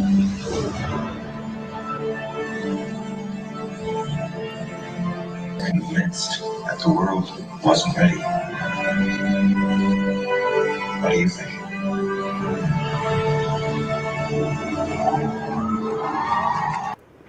All right, now. My voice still messed up. Your voice is fine. Really? Yeah, it sounds good. Fuck. Pretty deep. No, Mark, it's a fucking joke. God damn it. Hang on. I do want to try something.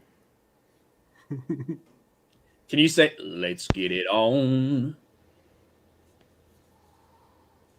Can you speak? Okay, now Now it's fine. is it? Yeah. Oh, boo! You sound like Jeremy. Fuck him. You're Yeah. lying. I don't trust Ryan. You sound fine. You do sound fine. I'm sad about it. That is the best trailer I've ever seen, and that's the quality's bad because it's cam footage, so that's why. Unless there's a high quality version out there, please let me know. But that is, dude, the part where he's fucking flying and you hear the crowd cheering. That's fucking perfection, dude. I love that shit so much. Wasn't the crowd from Comic-Con though?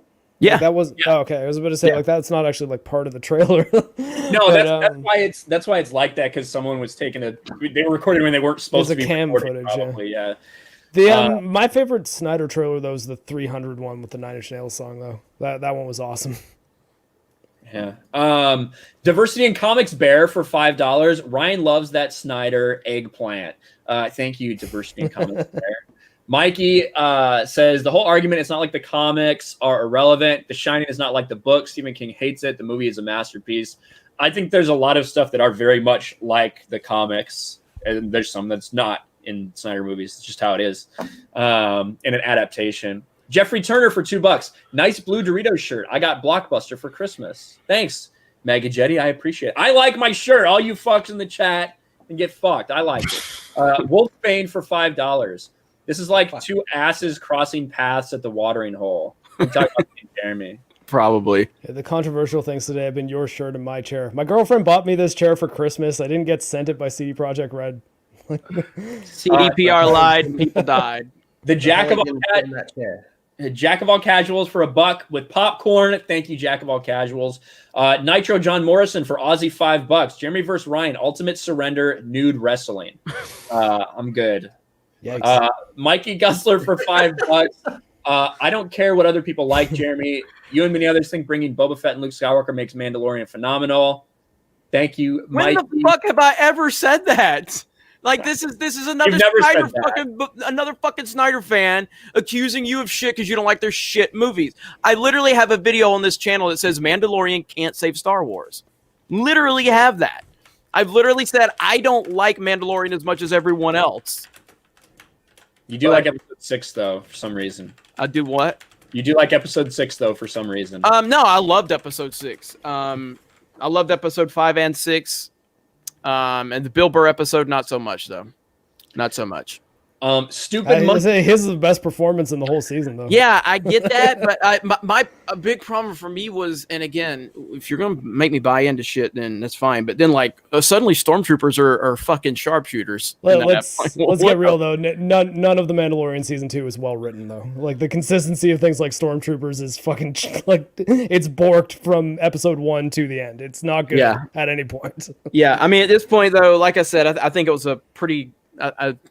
I said it on Friday Night Tights, but at this point with Star Wars now, like we had a unified hate against the sequel trilogy.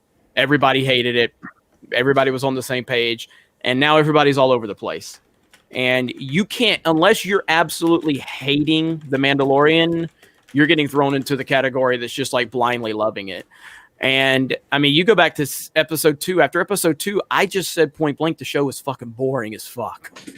Yeah, episode 2 was really bad. Now, that was me being angry after episode 2 because I expected more from it. But then we got into 3, and I actually liked 3 a lot, and then we moved into some more. So I said, like, yeah, I was probably a little harsh on the show.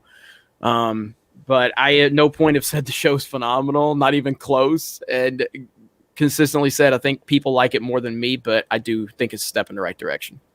It's not blatantly insulting to Star Wars fans and like lore. It sometimes gets things wrong.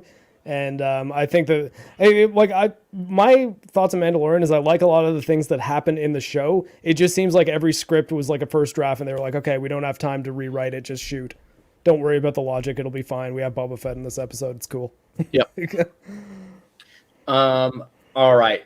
That was Stupid Monkey. Or Stupid Monkey says flopping at the box office doesn't completely determine merit. Jeremy, for $5.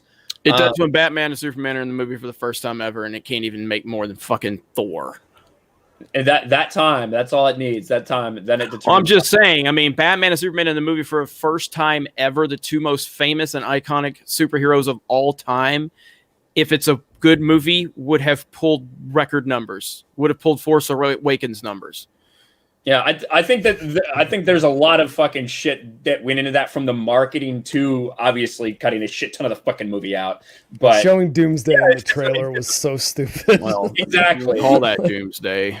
Well, showing the thing that they were referring to as Doomsday in the film was not a good idea. They blew the load of the iconic Death of Superman story. I honestly think they should not have mentioned that Gal Gadot was playing Wonder Woman or shown Wonder Woman at all, because that would have made her showing and up that's at the another end pretty thing crazy. too. That's another thing too. You can put Wonder Woman up there in terms of one of the most iconic characters, and it still didn't pull people into the theaters. Also, have her in the movie not use Diana as her alias. Like, if it was a real left field thing, it's like, oh shit, that girl was Wonder Woman. It would have like kind of blown people away. But they really blew their load trying to market it as like, oh, Wonder Woman's in this too, by the way. It's like, I hate the moment they showed Doomsday in the trailer. I was so mad because it tells every DC fan too. It's like, okay, so Superman's gonna die at the end of this then. Exactly. Like when they did that, it was fucking like, okay, I guess I know what's going to happen, which is really frustrating. Mike Hill for $5. Zack Snyder did write Sucker Punch, and then Geeky Pixie, Zack co-written Sucker Punch with Steve Shibuya. Well, thank you, Geeky Pixie and Mike Hill. Mikey Gusser for $10. Jeremy, you're the one who keeps shifting goalposts. Here's the thing: if they released the Ultimate Edition of BVS in theaters, would have been received better because it solved plot holes. I do think that it would have been received better. I still think there'd be a lot of people that don't like it. The guy that just said that I think The Mandalorian is phenomenal is telling me I'm shifting goalpost. Okay. Can you find where I said one episode was phenomenal, and I said in the video that this it's still one and done. Treat it like a hooker because it's Disney Star Wars. Don't look forward to anything. I like seeing Luke being Luke. That is what I will say about Mandalorian. I did too. If I pluck that one scene out and say, "Did you like this?" Yes. I have a lot of issues with most of the rest of the season. Like, did you like this GIF? It's not even did I like that episode. No. I really liked that scene. That's pretty much it. It's like a GIF taking a GIF from Wonder Woman 84 and be like, hey, did you like the movie? It's like, yes, I think Gal Gadot looks pretty in that GIF. Drive-by commenter for $10. I think 2077 is a teachable moment in producers building upon what they do well rather than being the ultimate hybrid. Doom 2016/Eternal was almost about to be a failed Call of Duty clone before it changed. That wasn't Doom Eternal. That was Doom 4. So like Doom 2016, that was initially in development as Doom 4, was supposed Doom 2016/Eternal. Okay. It was the Eternal thing that messed me up there. But yeah, no, it was, I guess arguably it would be doing the same story that Doom Eternal ended up doing, because Doom 3 was sort of a remake of the original Doom's storyline, in that like there's even some boss fights and things that are the same from like the original Doom, like the Barons of Hell that you fight kind of midway through the game. And Doom 4 was supposed to take place on Earth. There is some footage of it too. I think actually Danny O'Dwyer on his No Clip channel did like a documentary on it, and it does look very much like a Call of Duty game with like Doom enemies. And I'm actually interested.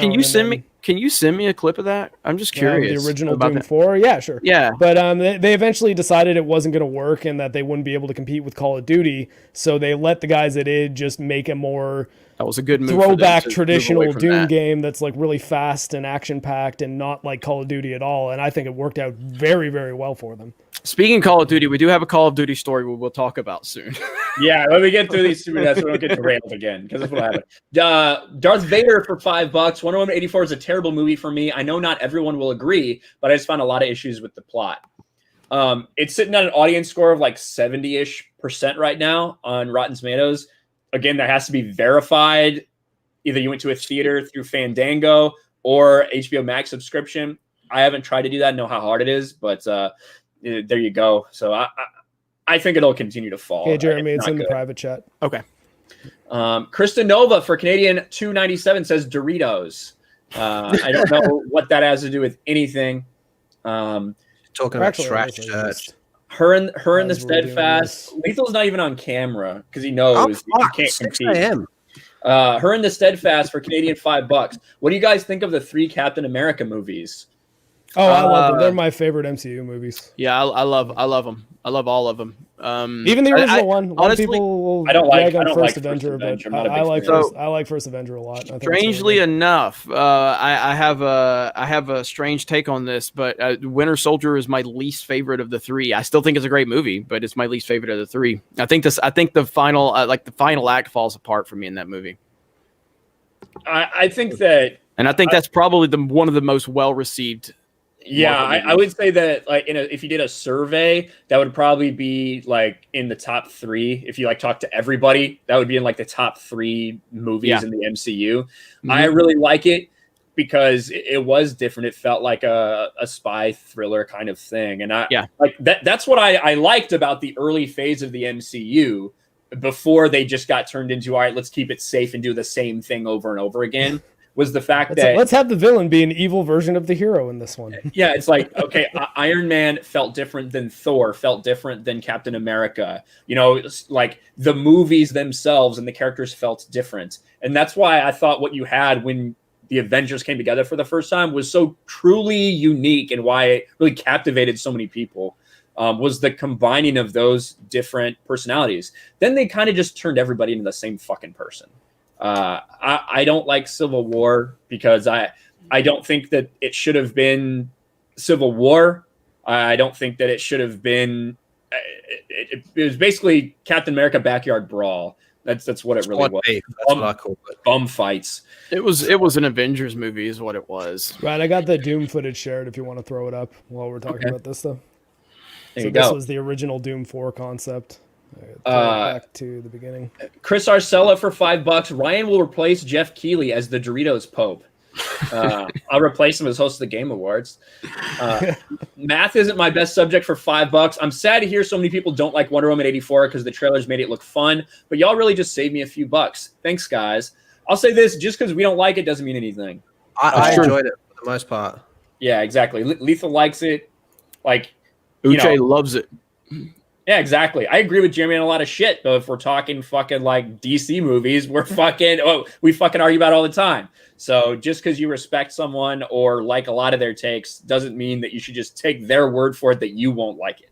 That's what I'll say. No, I agree completely. I mean, at the end of the day, everybody like I genuinely agree with a lot of what Jeremy Johns says, and Jeremy Johns really enjoyed Wonder Woman 1984. He didn't love it, but he liked it, and he had a lot of good things to say about it. It's so slow. Oh, the Doom footage? Yeah. It looks cool. This stuff seems to be what they kind of did pull forward into actual like Doom 2016. Like, don't get me wrong, Eternal still. I'm glad they did what they did with Eternal, and I didn't play 2016. Yeah, Doom 2016 is a lot simpler than Eternal. Like the combat mechanics in it are a lot easier to wrap your head around. Doom Eternal, there's a real learning curve on Doom Eternal if you're playing at any of the higher difficulties. But Doom 2016, you can kind of just pick a favorite weapon and blast everything. They're both really good though. They are different though. I would say that I've seen people say that they love Doom 2016 but hate Eternal, and vice versa. There you go. David Hart for $3.99. I think Hiroyuki Sawana is better. Dude's a legend. Thank you, David Hart. Appreciate the super chat. Damo James for £5. Keep it up. I don't know if you mean the fighting or what, but thank you for the super sticker with the little pear-shaped man. Mountain Lord for $5. Call me lucky, I guess, but I haven't had many problems with Cyberpunk on PS4, and I'm thoroughly enjoying it. Still applied for the refund, though. That is lucky. Yeah, well, and there are people that have had no problems. Like, that just is the way it is. There are going to be those people.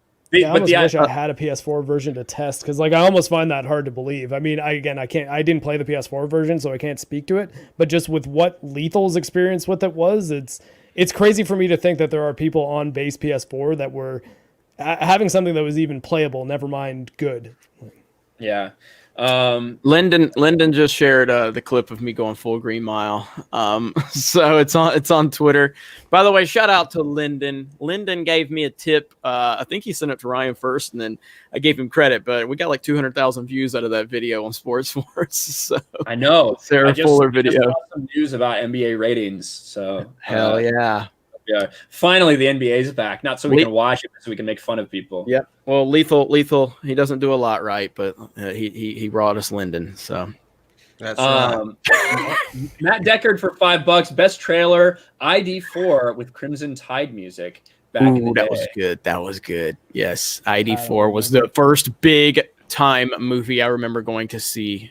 Man, that was like a moment right there. I saw that in Myrtle Beach, South Carolina, because I was in town for my sister was having a dance competition there, and I remember my dad took me to say Independence Day, like during that time, and it was Independence Day, like because I think it came. That was an event, man. That was like a legitimate event when that movie came out. Yeah, it was a pretty big deal.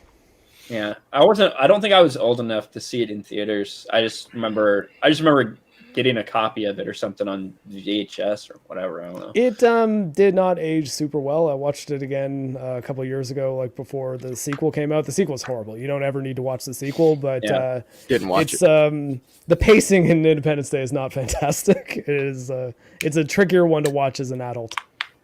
Let's see. The Jack of all casuals. So is anyone getting the KFC console for $5?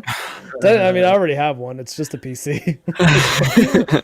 I have not seen the Quarterings video on that, and so I don't know much about it. Everybody was asking me about it. What I think is really funny about like its concept is I think what they were essentially doing is they just wanted to tie the word console, like Kentucky Fried Console, to 24 frames a second, 4K, VR ready, ray tracing. Like those all sound like big bullet point features for a console. But the crazy thing is that's literally like something that any PC that has an RTX card can do. So it's not really anything all that special. It's just like, but if you put, it's a console that can do all this. PS5 can't even do most of that. It's like, yeah, it's because PCs can do more. Ryan, Krista says Ryan has a Doritos console. I mean, sometimes that happens when I forget when I'm eating nacho cheese Doritos and it gets all in my controller. I knowing Krista, I'm pretty sure she's going to turn this whole Doritos and Ryan thing into a meme. How she did Jay with his farm and his ants. I don't give a fuck. I like Doritos. Yeah, you won't be like Jay. Like, what the freak, man? Why y'all talking about my farm? Yeah. Let's see. Slash and Burn Theory for $5. I absolutely despise Jesse Eisenberg as Lex Luthor. I wasn't the biggest fan of that, but I think it'll be interesting to see him in Justice League after he's hopefully what I'm thinking is going to happen is he'll kind of become more like that Lex Luthor we all thought after being humbled, in a way, realizing that he can't just fucking plan out everything and has to, or that things aren't just going to go his way all the fucking time in his convoluted shit. And he needs to buckle down. Kind of a more matured Lex Luthor. Hey, believe it or not, I'm looking forward to this Snyder Cut.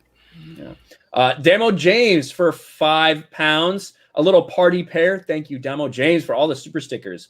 Taker61, we're almost done. Taker610 for $5. Better Captain America, Reb Brown or JD Salinger's kid? I liked Reb Brown because he was already huge before the serum. He didn't change at all. Yeah, but monitors over 300. What? Oh, no, I'm sorry. Jay's in here spamming the chat about his farm animals dead, everything. Oh. Better Captain America, Reb Brown or JD Salinger's kid? I liked Reb Brown because he was already huge before the serum. He didn't change at all. I'm not a huge Captain America guy, honestly. So I wouldn't even be qualified. What about you, Lethal? Do you know? Say it again. Sorry, I'm out of it. Is anyone fucking listening to me? Taker No. 610. Better Captain America, Reb Brown, or JD Salinger's kid? I liked Reb Brown because he was already huge before the serum. He didn't change at all. You muted out there for a minute. If you can reread it one more time. No, I'm not. You heard it. I don't know. Shit, I can't even picture them at the moment. Yeah, I'm not. I was into Captain America once. I saw he was always a C-list character for me, never really relevant. So I never really paid much attention to him. So I'm not qualified. He was always the leader of the Avengers. Yeah, I get it. I mean, you could say B. You could say B level character. Slash and burn theory for $5. Who would your pick be to play a live action Captain Price if they were doing a Call of Duty movie? Mark. It's got to be what's his name from The Boys, right? Like Carl Urban. Carl Urban. Yeah, that's like everybody's picked a lot of shit. So I kind of see him as Captain I was Price. thinking like Gerard Butler, but ooh, no, he's just not. Everything I see him in, he's cringe. he was like 300, Jeremy. Well, I get The that. Snyder. I look, Snyder movie. One, I love Watchmen. I think it's one of the best comic book movies ever, and I love Dawn of the Dead. Just to put that out there, and I love Zack Snyder, even when I'm defending him against like fucking weirdos saying he was like Ryan Johnson. Yeah, that'd be my. I would probably say Carl Urban. Jensen, Or even just Jensen the Ackles. guy who played him in Modern Warfare, like the most recent one. He was good. I don't know who that is. Well, but I mean, he's good as Price. He played him with motion capture and the voice that like captured his face and everything. And like, I mean, the chick who played Farah was in The Boys as well, funny enough, and she just looks exactly the same. So I don't think it would be that much different to just have that guy play Price in a movie. Let's see. Josh Santos for $5. Merry Christmas, G&G crew. Oh my God. Where can people find previous episodes of this podcast? Thanks for your time. This is my fault. You can find previous episodes of this podcast. I saw Steph shared it on our Podbean site. I'm about 10 episodes behind. Well, to be fair, Ooh.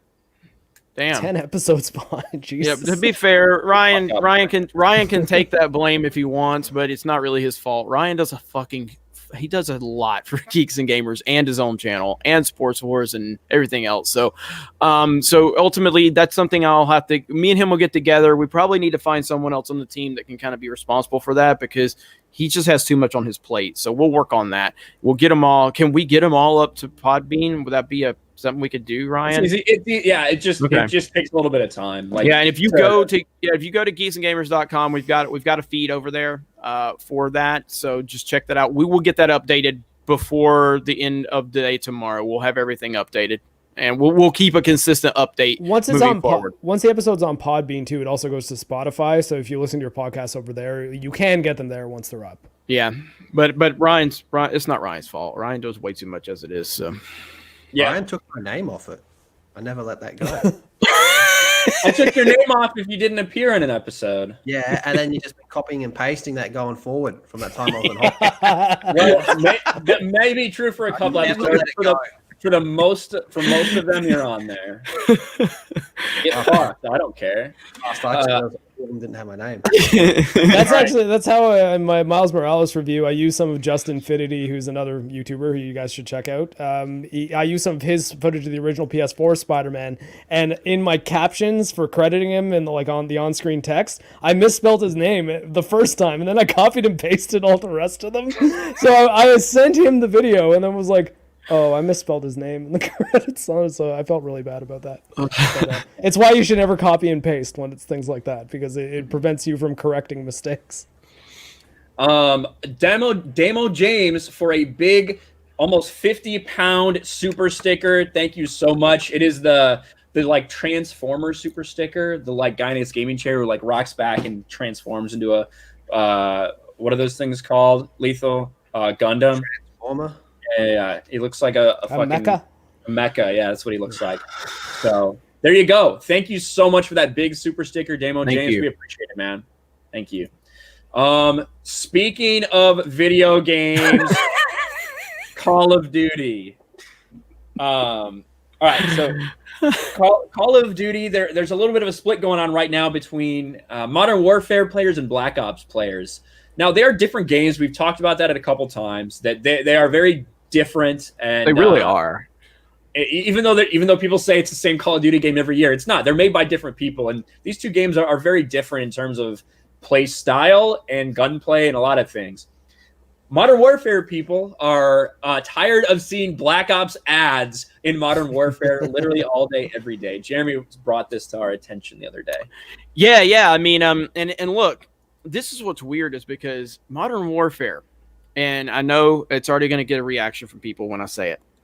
Modern Warfare is the most successful Call of Duty to date. That is a massive statement considering how successful Call of Duty has been for so long. I was shocked when I heard that, and I get it. I understand Warzone has a lot to do with that, but this player base loves this game for different reasons than people are enjoying Cold War, and that is a massive, again, the most successful Call of Duty to date. That is an incredible accomplishment. And so you have a really passionate player base, and then Cold War is out, and obviously all of the attention is going to Cold War. There's this incorporation into Warzone, and they're using Modern Warfare as a big advertisement for Cold War. And I think that that's upsetting a lot of people, rightfully so. At the end of the day, it's not like the people playing Modern Warfare don't know that Cold War is out. They just don't like it for valid reasons. They are different games. This is when people say Call of Duty is the same game every year. It's not really the same game every year. There's obviously similarities, very close similarities. But these are they're not going to turn it into a fucking RPG all of a sudden. Right. But from a player standpoint, it's like the other day, me and Ryan and Lethal played with some of my old school Geeks and Gamers guys, and a lot of those guys had been really hardcore into Modern Warfare, and it was kind of like a learning curve for them. And these guys have been playing Call of Duty for a long time, and they're really good. But the Cold War learning curve, it's just a different game. And I think that they're really pissing people off. And you can see here's some screenshots. The game loads up with an option to purchase Black Ops Cold War. And then if you're loading up Modern Warfare, if you go over to two tiles and click on Call of Duty Modern Warfare, when you're loading it up, this is what it looks like. Battle Pass for Season 1 of Cold War.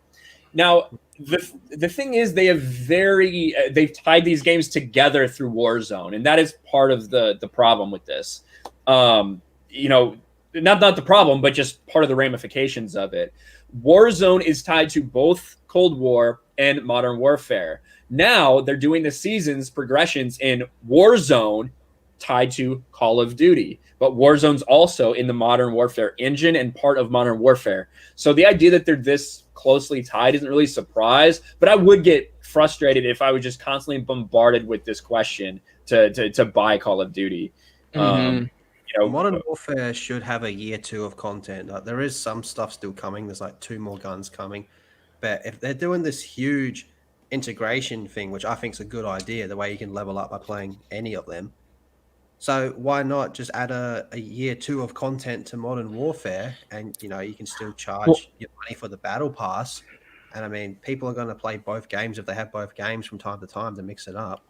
Well, I think that's a great point, Lethal, because again, and that's why I'm putting emphasis on, again, we remember, like, I don't basically, when I met somebody back in the day when Black Ops and Modern Warfare 2 were the big game, like, it's basically you meet someone and the first question you ask them, what's your KD? What's your setup? Like, everybody fucking played those games. Every fucking body. And to hear that Modern Warfare is the most successful Call of Duty, yet it only has a 1-year lifespan that it's really being focused on, like, that's got to be frustrating for the player base. It's like 1 year, you've sold tens of millions of copies. Everybody's on there, and now suddenly, because Cold War is out, they're kind of abandoning it to an extent.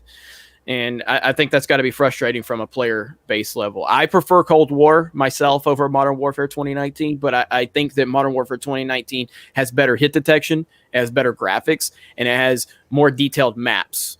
But I think simplicity in maps takes you away from camping. And I've always just enjoyed the faster pace of the Black Ops Treyarch games. I agree with most of that, but I really think Modern Warfare players have been fucked over here. And again, there's the whole integration, so you could play all of it and have your leveling going across all of it, which again, I think is a good idea. But for them to only get 1 year's worth of content in what you said is the most successful Call of Duty game all time, which is a crazy feat that it's done. And their idea of getting a bone thrown to them is them going, "Hey, 2 more guns." It's like, really? That's all you get? That's rough. Now, how is it now? I don't play Warzone, but you guys do clearly. And if you guys, speaking of advertisements, if you want to go follow us over on Twitch, you can go do that because we play Call of Duty, Mario Kart. We'll probably play some more Among Us very soon. Mark streamed Cyberpunk 2077, had a really good turnout over there, and it was actually good to see. Yeah, it was pretty fun. It was actually cool to see him playing the game on a high-end PC, so you can see what this game should be. But the point is with Warzone. How is the incorporation of Black Ops? Is it guns and weapons basically is being incorporated into Warzone? And is that having an impact? Is it having a negative or a positive impact? The meta's changed up, that's for sure. I think some of the Black Ops guns are a bit overpowered for Warzone, in all honesty. Like everywhere I go, everyone's just running the DMR from Black Ops because, man, it can be like a 2-shot kill on Warzone. That's fucking crazy, man. And it's not a sniper rifle. Same the M16. That can be a 1-burst kill at times. That's but insane. At the same time, it's good to see a different variety of guns instead of everybody rolling around with the Kilo and MP5. But I do like the integration, but I do think there's some balancing issues that need to be done. Yeah, I haven't really played too much Warzone since it came out, to be honest with you. Yeah, no, we didn't play. We just played Cold War on Wednesday this week, so I haven't touched Warzone since the Cold War kind of merger. Or since you were memed with your vehicle driving. No, actually, no. We played Warzone again after that. No, that's right. I'm just messing with you. And then I just want even to make it like, clear, I didn't quit because of that or anything. and then there's even some people that just play Warzone that have also been frustrated lately because with the integration of Black Ops and everything like that, all of the Warzone tokens, like for people that don't have Modern Warfare, they just downloaded the free Warzone, but they may have paid for season passes, things like that, and they collect all these double XP tokens and things like that. That, since the seasons have now been moved over to Cold War, those went out of their Warzone and are now only available if they buy Call of Duty Modern Warfare, $60 to buy that. So that's another reason people that are just playing Warzone are pissed off as well, that now all the tokens they paid for have transferred just straight to Modern Warfare itself. And you have to access it through Modern Warfare in order to get those tokens, which is bullshit. That sucks as well because there's no more content coming to Modern Warfare. Again, if that's sort of you're loving it. That seems to me to it kind of steps on the whole idea of like integrating them all. It's like, well, shouldn't it just be that you have a double XP token that's like a Call of Duty double XP token that you can use wherever? Like that's what it should be. Like, yeah, it seems strange. It seems like the exact opposite of what I thought they were gonna do. Yeah, it's again, it's just weird, man, to think that you've sold that many copies, you've got that big of a player base, and you're kind of just moving away from it so quickly. And then same thing's going to happen with Cold War in a year from now, and it's just it's very, very disappointing. I don't know. I'm not sure if they're gonna do a Call of Duty this year. Like, I think that the whole situation with Cold War and Sorry? You think COVID will stop them?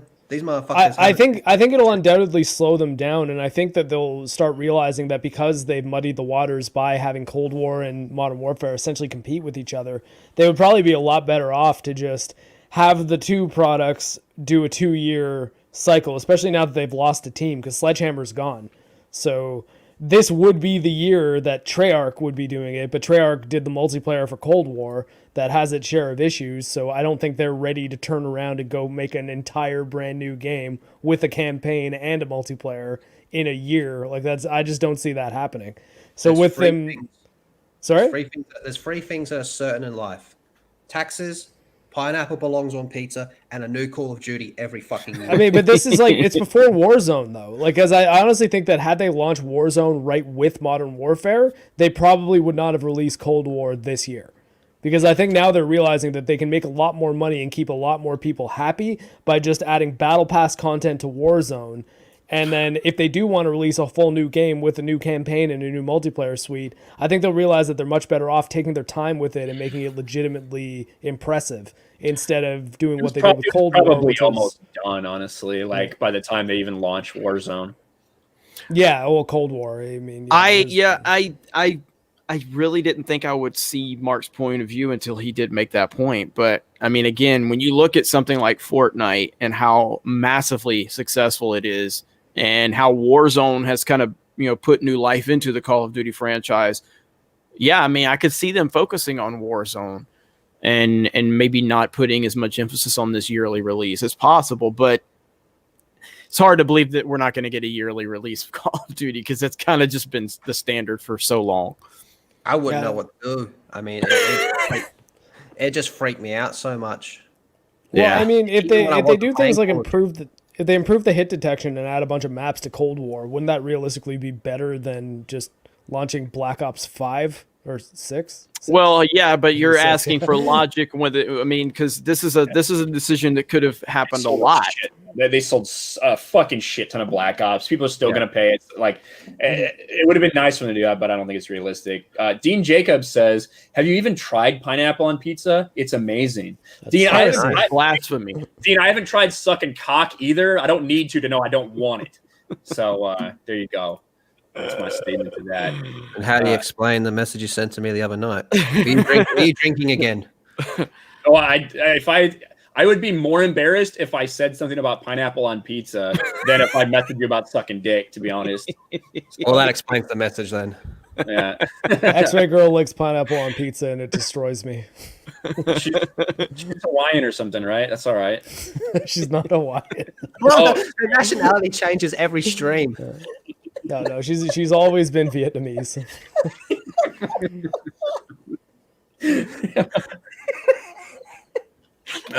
She's not even watching today. I think she's in the chat. She's in the chat. She's at work, but she might just have some downtime right now. Oh, I just saw her. Pineapple on God, ban her. Ban anyone who wants sausage on pizza. I got is Schnick here? Is Schnick in the chat? Of course. Yeah. I recently got unbanned from Wings of Redemption's chat. I have since been banned again. So there you go, Schnick. You'd probably like that. Ban real talk. Also, ban anyone who agreed with it. Clean up the chat, mods. That's Wings of Redemption. But man, that was funny as hell, right? but overall, when it comes to Call of Duty, they're obviously doing good financially. These last two games have sold incredibly well. I think that people still want to hate it. People still want to hate Call of Duty for, I understand it is a very normie thing. However, people buy it in droves. Modern Warfare brought so many people back. Warzone, even if you don't like Battle Royales, there are so many fucking people playing Warzone right now. And it's fun. It is fun to play with people. So overall, do I think they're going to do anything to change this? No, I don't think they're going to care. I don't think Activision cares about backlash from players worried about ads in their game. I don't think they don't care about that at all. I think they would more care about splitting their player base, confusing the way Warzone works and the way the Battle Pass system works, and then having those people be like, oh, whatever, I'm just going to go play Apex Legends. Because it's that level of casual players that I don't think they want to piss off right now. Right now, on Twitch, Warzone has 110,000 viewers. Black Ops Cold War has 15,000. Modern Warfare has 15,000. X-Ray Girl, god damn it. And I'm Vietnamese. I am a commie. That's why Mark is with me. That's at least she's on it. And what is this escape from Tarkov? What is this? Escape from Tarkov? Yeah, that's a very popular streaming game. Yeah, as well Escape right on now. Tarkov's it's it's a Russian game, and Is it good? I hear it's good. I haven't ever played it. My friend 100 Andrew, like an army buddy of mine, used to play it a lot, and he really liked it. 114,000 people watching that right now. Apparently, it's like Escape from Tarkov. Actually, Actor Girl's brothers were talking about it the other day too at dinner. Apparently, the deal in Escape from Tarkov though is like you'll maybe get one kill every 2 hours, and Yeah, it'll it's be not like a game the for most charity. satisfying kill ever. Yeah, So, it's very much like you're slinking around, you're collecting things. If you fucking, from what I understand, if you die, you lose a bunch of fucking shit. yeah, like, you lose like everything. Like, unless your teammates pick up your stuff and extract. Correct. Yeah. So it's not a game for Jeremy. He just sees those. Or For you, ruining the motherfucker. You play Call of Duty the same way as me. Well, I know it's not a game for me because I fucking watched it. I'm telling you, it's not a game for you. And I just see your eyes thinking, you're like, ooh, a lot of people watching this. Maybe we have some Tarkov players in the chat. Guys in the chat, if you want to explain it to the rest of the chat, you'll probably do a better job than me because I'm basically parroting what my future brothers-in-law told me like a couple days ago. I haven't played the game, so I'm not an expert in it at all. How many viewers has Cyberpunk got at the moment? We're probably on 30. 20,000. Yeah. Rough. Cyberpunk's not a good game for streaming. Fortnite has 136,000. Minecraft 165,000. Counter Strike has 112,000. How many Among Us Us 70. All I have. Probably fucking 15. No. GTA 5 still has 135,000 people watching it. That's insane. I don't see Assassin's Creed. Oh, there it is. 2,300. Oof, rough. More people bought it today that are watching it. All right, let me get back to these super chats, guys. Fat Steven Seagal beat up CDPR for Canadian $2. We can still launder money with super chats, right? All up to you, my friend. You're giving 30% of it to Google, though. What, Lethal? So Geeks and Gamers is just a front. Yes. Jesus Villasenor for $5. Are you guys impressed with the PS5 and Xbox Series X? Think Nintendo will release a new system soon? I'm pretty impressed with PS5. Yeah, same here. You know, it's the next generation. It feels different. It looks different. Everything is better on it. The adaptive triggers, if you're going to use that, is crazy technology, I think. I know it's not the best for most people if they're playing a shooter. I can't play with it. Not yet, anyway. Yeah. It will literally, like, your trigger, right now they feel the same exact way. But when you load up the game, there is literally resistance based on whatever gun you have on the trigger. Mm-hmm. And it can be hard to pull. It can honestly be difficult to pull at times. I've never had trouble pulling it. Control off you don't have it. So hey, he was joking. Yeah, I'm impressed with the PS5 for sure. I still haven't experienced the Xbox Series X, but I'm impressed with the PS5, and then I don't think Nintendo's going to release a new console anytime soon. I'm still rocking my PS4 because all those fucking scalpers bought every fucking one of them. I could see Nintendo releasing like a Switch Pro. They had a more powerful 3DS too, and like even though like the DSi I think was more powerful than the original DS. They do release like revision consoles, and I think a revision, but I'm talking about a new console. The thing with Nintendo though is they'll do a revision, and then the games that come out that say better on new 3DS just hardly run on the original 3DS. That was like the story with the original Hyrule Warriors. Yeah. It was like, oh yeah, they're recommended to play on new 3DS, and if you tried to load that thing up on original 3DS, it would run at like 5 frames a second. I'm pretty sure Doug Bowser did an interview recently with Polygon, and he was asked about it, and he kind of led to make everybody believe that they're not really interested in a new Switch anytime soon.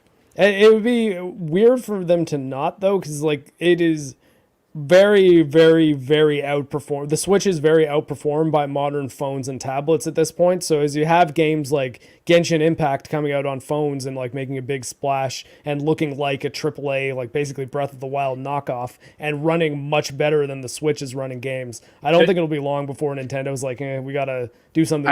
They don't care about that. The problem is, it's the Switch is selling a shit ton. Like the console itself is selling a shit ton still. The games are selling a shit ton.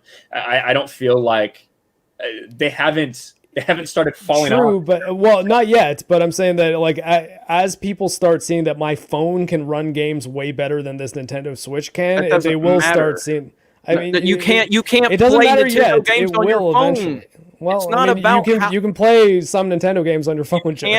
You are buying Switch to play Witcher. Yeah, they're not buying that. That's why you're missing the point. It's not about that. It's about the first party titles that Nintendo offers and the eShop. That's it. Okay, but like, I mean, so like the 3DS isn't exactly like blowing up sales right now, and you can play Nintendo games on that. 3DS is the second best selling system of all time. Yeah, is it? Well, how's it been doing this year? Like, once the system's out of date, I'm saying you will see people start to. Once 150 million people have bought something, of course it's going to start falling off. Yeah. All right, fine. Like, Jeremy. I know what eventually, you're saying, one day they will say, "Hey, this thing's really starting to look dated. We should upgrade the hardware." They did that on their last portable console.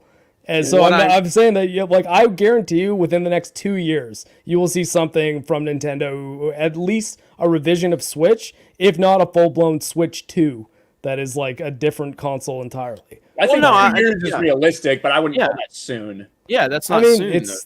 I don't think anything's happening this coming year, probably because I guarantee you COVID has like shifted things around. But like, I just think it would be naive to think that Switch is just going to be the Nintendo console forever. Like, eventually they are going to upgrade. Who said that? Guys, all I was saying was that we're getting to the point that phones, which are like that's the mobile game competition. It's Switch and the phones. But nobody even remotely implied that it would be this Nintendo console forever. The question was, my only point was that they're probably going to upgrade their hardware sometime relatively soon. Mark, you promised extra, girl. No yelling. I just don't understand which point you're arguing against. What did I say that was the thing that you're taking issue with? You were saying that once people start noticing that their phones are running, it's like that's Nintendo fans aren't worried about that. Like, they don't look at performance. They don't go, "Oh, my phone can play this, so I don't care about that new Zelda game or the new Mario game." That's not a correlation that people make. Like, nobody's looking at their, like, Among Us is going to blow up the sales charts on Switch, and a phone can run Among Us just as well as it can on the Switch. But because it's the Switch, because of the functionality, because of the accessibility, people are going to eat that game up on the. So then, Jeremy, just like listen to what I'm going to say before you respond. So if the technology starting to look dated is not the reason they would ever replace the hardware, why would they ever replace the hardware? Well, again, once you sell 100 million copies of something, you're not answering my question. That's not the question, though. They didn't. It was my question. But that's not Nintendo's. Nintendo looks at things like the sales and how it's performing. This is why the Wii U was. They didn't decide to kill the Wii U because it wasn't under performance. They decided to kill the Wii U because it wasn't selling shit.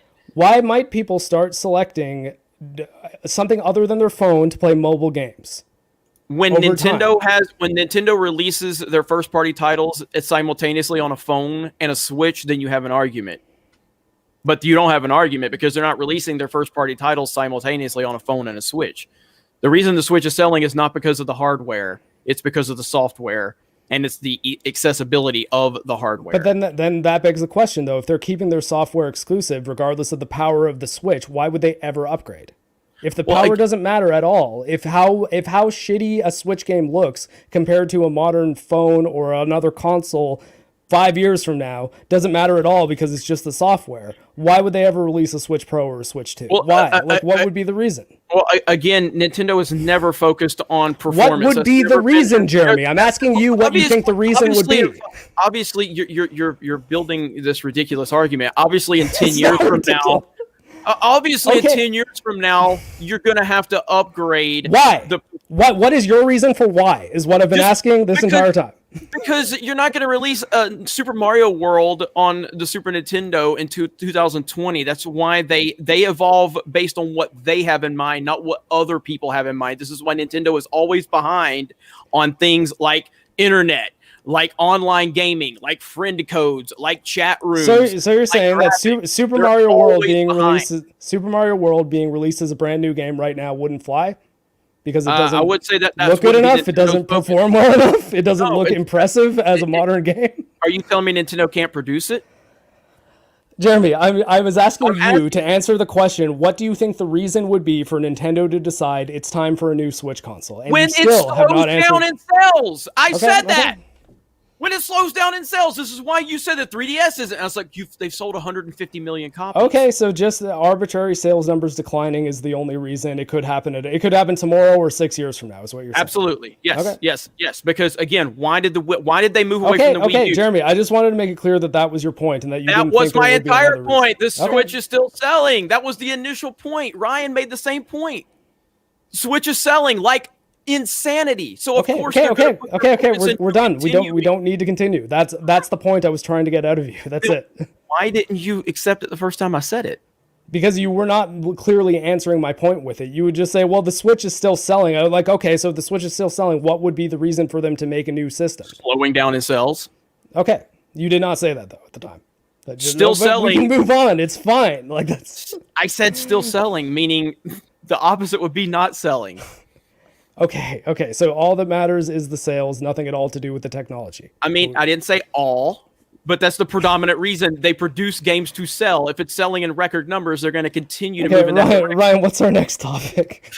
The next super chat says, I think Nintendo's Switch technology is still top notch and they have several more years left of it. From Ryan D. What do you think, Mark? 7 more years? Okay. Well, I mean, if it keeps selling for 7 years, I guess then that would why replace it? No, I'm just kidding. That wasn't the next super chat. The next one is Taker610 for $2. Ryan, it's Call of Duty Black Ops of Color. Sorry. Ryan, it's Call of Duty Ops of Color. There it is. Thank you, Taker610. Benjamin Bowen for $5. Do you guys watch the Cosmonaut Variety Hour or the Act Man? Oh God, no. Act Man I like. I don't like Cosmonaut. The guy that Anomaly's always fucking shitting on. Yeah. I find him very annoying. I do like Act Man though. Act Man's pretty good. Have you guys seen the meme? I know you've seen the meme. Call of Duty Black Cops from Family Matters. Have you Family seen that Matters. one? Have you never seen that, Ryan? No. Google Call of Duty Black Cops. It's pretty good. show the chat from Family Matters, dude. It's so good. Call of Duty Black Cops. You're just talking the like image of it. It's got like a 360 cover, Xbox 360 cover, and everything. I was want to make sure it wasn't like a clip or something. No, it's not. Yeah, I got it. Yeah, here we go. Zoom in on that shit a little bit. Oh shit! The R looks so bad. What? Yeah, the Photoshop on it is pretty terrible. It is kind of funny. I miss Family Matters. I did too. Oh man. So good. All right. We got another super chat. Where the fuck did it go? To Tim 505 for $2. Just watched Wonder Woman 84. What the hell was that? It was not very good. That's what it was. That's what it was for sure. Now, did we want to really quick? We put it in the title. Mark, tell us about these different people are doing for the Game Awards 2020. Oh, I mean, did we get like any data on who's given what to what? I only know one. Well, okay. You were saying like, hey, suggestions for topics, but we'd probably have to go like on each site and say what they did for sure. But I think the one that I know offhand is that GameSpot gave their Game of the Year to Half-Life Alyx, which I actually agreed with it. I was like, wow, actually GameSpot did something that I think was at least a solid award that they gave out. I would maybe give it to Doom Eternal over Half-Life Alyx, though I'm back and forth on that in my head. But then they balanced it out by giving their Movie of the Year to Birds of Prey. And I was like, oh, okay, well, I guess I can't get too on board with GameSpot's of the Year awards this year. Did you see GameSpot tweet out about Wonder Woman 84? They called it a Marvel movie. Really? Yeah. In a lot of ways, it felt like one. That's just a bad biggest one. insult I could possibly imagine. I still feel. I think Aquaman felt more like a Marvel movie than Wonder Woman, but they both were more into that Marvel feel for sure. Aquaman felt like a Star Wars movie to me. With like the underwater shit. I mean, just like, you know, the fucking marriage from the peasant into the royalty. secret family members, the fucking spaceships under the sea. I don't know. I was just getting mad Star Wars vibes from it. IGN gave it to Hades. Sorry, I'm just looking these up now. But Hades, I think, is also very good. I'm shocked they didn't give it to Last of Us 2 with how all over Last of Us 2 the IGN staff seem to be. I can wonder about the best PlayStation console exclusive will be, but IGN gave season 2 of The Mandalorian a 9 out of 10. Yeah, well, I mean that episode, Jeremy. Show me the math. The episode where Luke shows up at the end is a 9.9 on IMDb or something. That's what the rating is from everybody. They also gave Last Jedi a 9.8, so 9.9. I think IGN might just be like, well, Star Wars, therefore good. The audience rating or whatever. Yeah, I'm looking it up now.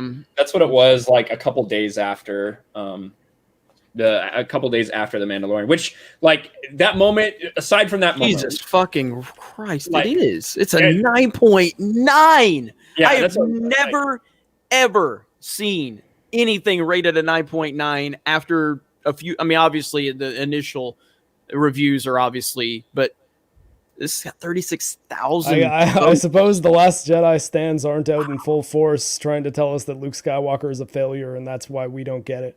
Jeez, 9.9. I've never fucking seen that. Yeah, Game Informer gave it to Last of Us Part 2. Let's see. Chapter 13 of Jedi has a 9.5. What's something Breaking Bad was always one of the highest rated shows I'd ever seen on IMDb.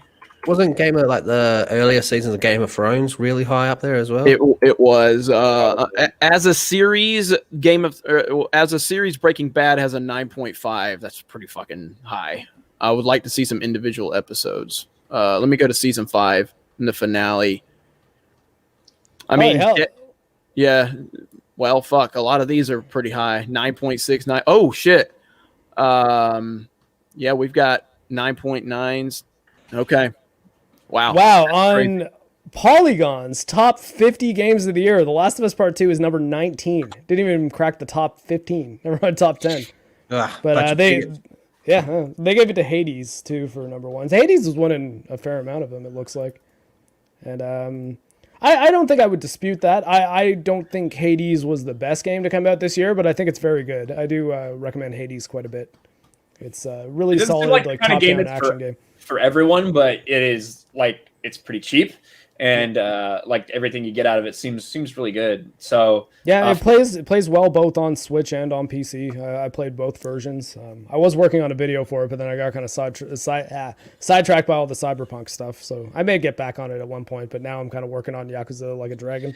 He realized that the people who made Hades aren't going to send him a chair for his diligence. Yeah. So. For anyone just joining, my girlfriend, my fiance, bought me this chair for Christmas. I did not get sent a chair by CD Projekt. Who bought Congratulations. our stock again? Congratulations, Mark and X-Ray Girl.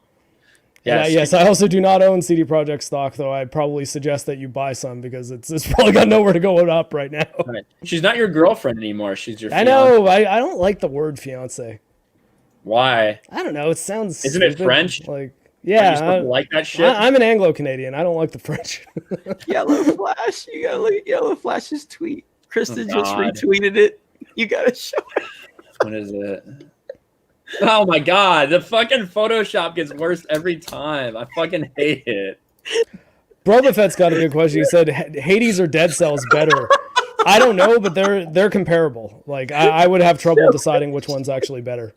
All right, so it started here where somebody made this meme of just me in the back, Doritos place. What is this like a Doritos commercial or something like that? Like a shoot? And then Yellow Flash replied to it. This is because just keeps getting worse. It just keeps, eventually, it'll be unrecognizable. Why is the cropping so bad? You look slightly less retarded than normal. Flashed one time, he was like, Ryan Kendall's a closet Last Jedi fan, and he photoshopped me in like someone's room at the Last Jedi, but it was like kind of a bad like crop, like so it was just a little bit of my arms and like head was shaved off, and then everything he's done since then, it just gets worse. It gets worse and worse. Oh my god. God damn it. That's excellent. I love it. Good job, Yellow Flash. Yeah, yes, Dead Cells and Hades, though, both very, very good roguelike games. They're comparable. I'm not even sure which one I like more. Hades has a better story, but I think I might like Dead Cells combat more. And hey, I will like.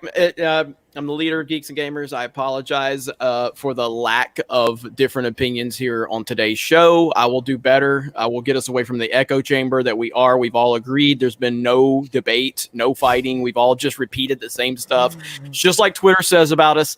And I will work on that because we definitely need diversity of opinions here, and we'll work on that. I apologize. I blame Mark. I do start a lot of arguments.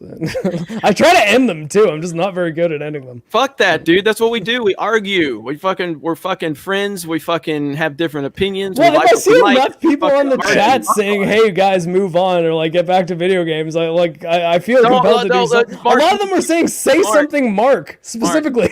Mark, there were 800 people. There were 900 when we were arguing. Don't worry about it. Just let the conversation flow.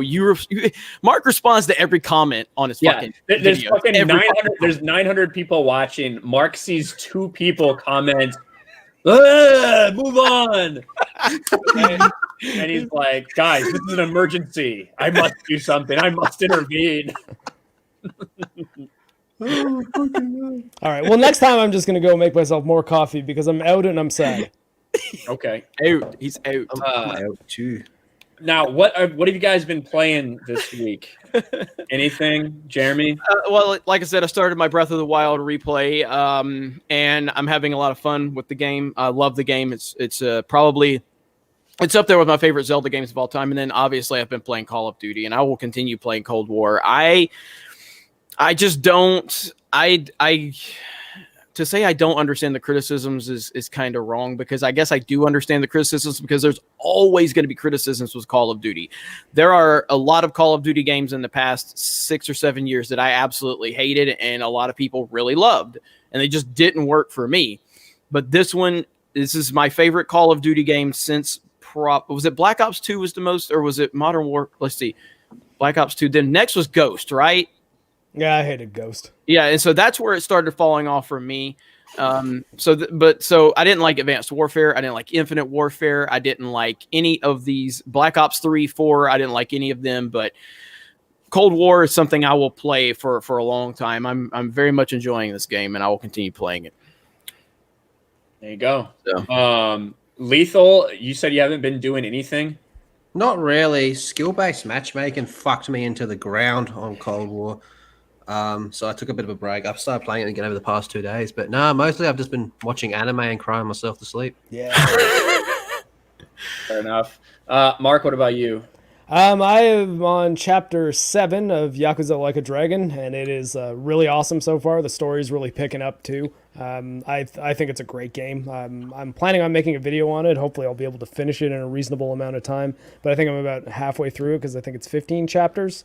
I've also played some Cyberpunk, just wrapping up some of the other endings that I didn't finish, just to see how things can pan out. Not too much different. Ultimately, you kind of have a final level that's different depending on what your choices are, but then it will do the Mass Effect 3 thing where it kind of distills you down to a binary choice. So ultimately, there's really only 2 very distinct final endings of the game, but I just wanted to make sure that there wasn't like things I was missing. And what else did I play? I played a bit of Ghost of Tsushima, but didn't really get that far into it. And watched a lot of Attack on Titan with X-Ray Girl, who is now my fiance. So yes, that's so funny you say that. I'm actually catching up on that. I didn't realize we're on the final season, and because there was a while, I'm like, okay, I'm just going to put this on the back of my list, and it's like we're on the final season. It's like, okay, I got to catch up. Yeah, that's kind of what I was, because I've been watching the new episodes as they've been airing, and then I decided to just try to catch X-Ray Girl up. But the good thing is that I'm noticing things that I kind of forgot from the beginning of the series, because we're about 3/4 of the way through season 2 right now, and there's 4 seasons total, with the 4th one being the one that's airing now. And I'm picking up on all sorts of stuff. It's like, oh man, like I thought this person only came in season 2, but there they are in like the first episode. And it's like, I don't know, it's a good show. That show's so fucking good, man. Yeah, it's really solid. It gets a little slow towards the end of season 1 and through season 2, but man, season 3 gets crazy and answers almost all of the like burning questions that you have in the first couple seasons about what's the nature of the world and what's going on with the Titans and everything. It's a hard recommend on Attack on Titan. That city attack before they get into like the scouts stuff, but that city attack, that is fucking insane, man. That is so good to watch. There's some interesting and very satisfying expectation subversion in like the first 7 to 8 episodes. Oh yeah, dude. It's like, wow, so much These is going guys on. both like pineapple on pizza, just so you know. No, incorrect. We do like anime though. Yeah. Well, I have been rewatching something on Netflix that is House of Cards, just mainly because of all the political stuff going on, which I'll talk about on D-Day Cobra. I think House of Cards, I never watched the final season because of everything that happened with Kevin Spacey, and they killed off his character. But I think this is one of the best. This is one of the best television shows from a writing standpoint, and it kind of just shows you how shitty Washington politics are. It is such a shit show in Washington, and I've been watching that because, like I said, with everything going on, it's just made me kind of want to revisit that. And I'm in season 3 right now, and it's an awesome show. Knowing that Kevin Spacey actually like diddled those kids, you know, it really makes his character more believable. So. It really does, but at the same time, who didn't know Kevin Spacey wasn't a horrible person? Like, if you paid attention to anything. Everybody knew Kevin Spacey was a shitty person. Family Guy made a joke about it. They just have some random. I think they have Stewie's like. Stewie running through the airport. He says, "Help! Help! I've escaped from Kevin Spacey's basement." Yeah, how long ago was that? It was like the 3rd season of Family Guy. I think it was right when it came back from being canceled. There were like 2 seasons, then it got canceled, then it came back. Yeah, I remember a long time ago. I mean, I spent some time in, LA, and this is a long time ago. This is like over 10 years ago. I remember there were people like, because I wanted to go see Hollywood, and Hollywood's such a shitty fucking town. God, it's so fucking nasty. But it is like, it was widely known that Kevin Spacey was a horrible person back then. Like, widely known, like that he was a terrible person, that he creeped on people. And it's just funny because Hollywood covers that shit up because they look out for their own. But it got to the point where he got exposed. But yeah, he is definitely Frank Underwood. But I see someone said no proof, no conviction on the claims. I agree. It's because everyone involved dies. Yes. All of his accusers end up dead, shockingly. I remember hearing Joe Rogan talk about that, and he said, would it be cool if, like, he said the guy that was on House of Cards that worked for him that killed all those people, if the actor was really killing the people? Yeah, get the actual guy do his dirty work in real life. Oh, that'd be funny as fuck. Oh man. Damn. All right. Let me get these super chats, guys, and we'll send you over to Park Hoppin'. 200-watt studio for $2. Just watched Meh 284. Have a seat over there, Diana. Me too. I get it. I watched Me Too 84. Have a seat over there, Diana.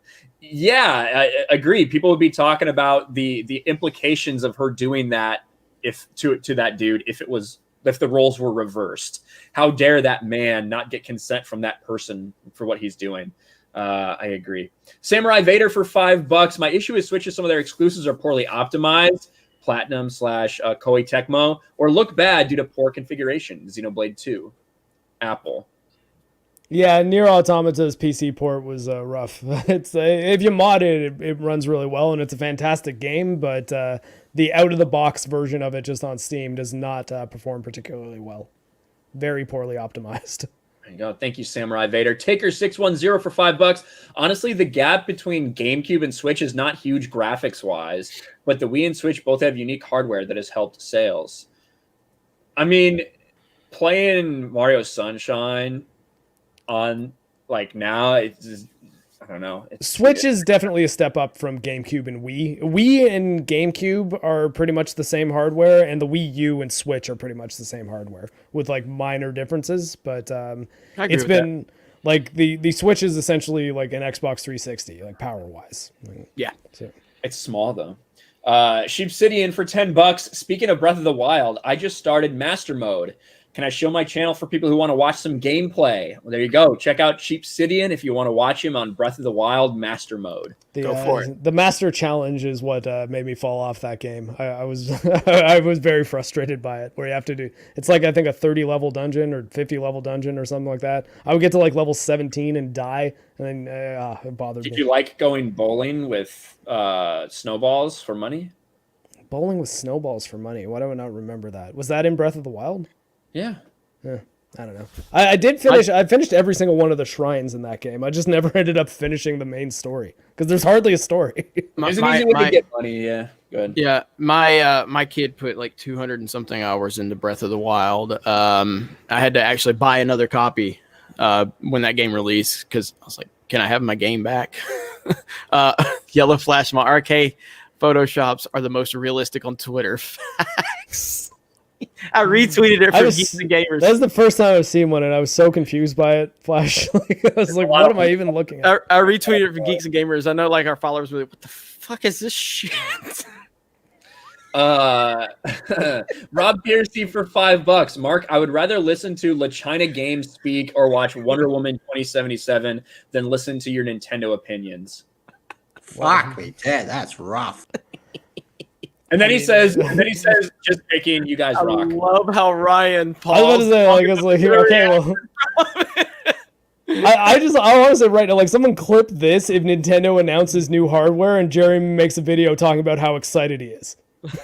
I mean, but I wasn't excited. You know that's going to happen, Jeremy. You know Nintendo's going to announce it and be like, Nintendo has just announced a Switch Pro. We are now going to see Nintendo games running at 60 frames a second. Hey, fuck Naughty Dog. When is the last time you made a critical video of CD Projekt Red? My Cyberpunk review! That wasn't critical. Oh, get out. No, I end the video telling people not to buy the game, and I go over the problems the game has in explicit detail. My most recent Nintendo video on this channel is me shitting all over them, talking about how out of touch with their entire customer base. Yeah, but I guarantee you, if they announce a new, more powerful system, you are going to be all over it. You're going to be so happy. I didn't do that with the 3DSs. Okay, everyone get ready to clip this, because I guarantee you that's happening whenever Nintendo announces. I don't even play their handheld games. Like, I don't play this shit in handheld fucking mode. Well, okay, but it is a handheld system, though. It's a handheld system that can dock. If you could play the 3DS on a TV, I would play it, but I can't. So I don't. I fucking hate handheld games. Fair enough. That's a Nintendo product, and I don't like it. I don't care about them. Well, I will bet if when they do announce new Nintendo hardware, it will. I don't think they're ever going to go back to being exclusively handheld or exclusively I don't home. care about new Nintendo hardware. I care about new Nintendo software. Like, so I have Mario Kart Home Circuit sitting right over there. How many times have I praised it and talked about it and how excited? Dark Thanos says Jeremy loves docking. it's gimmicky. And it's nothing to be overly excited about. It's cool, but it's not something that's going to be widespread. I've never talked about it here on the channel, even though I was kind of like intrigued when they announced it, but it's not really something to be hopeful about. What I'll be excited about is new Nintendo software, not necessarily hardware, because their hardware is irrelevant. Isn't it? No, because it's the only place where you can play the software.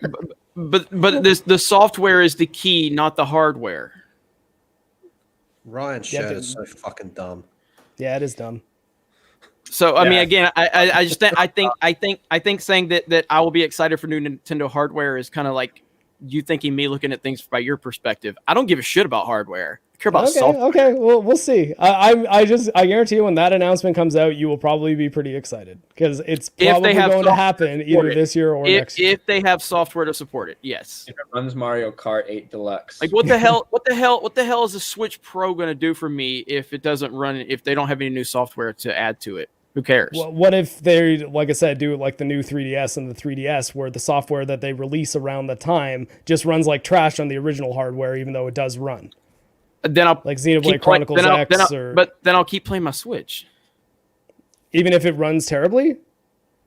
Like, so if you have Mario Kart 9 running at like 15 frames a second on Switch, but on the Switch Pro, it's like a solid 60.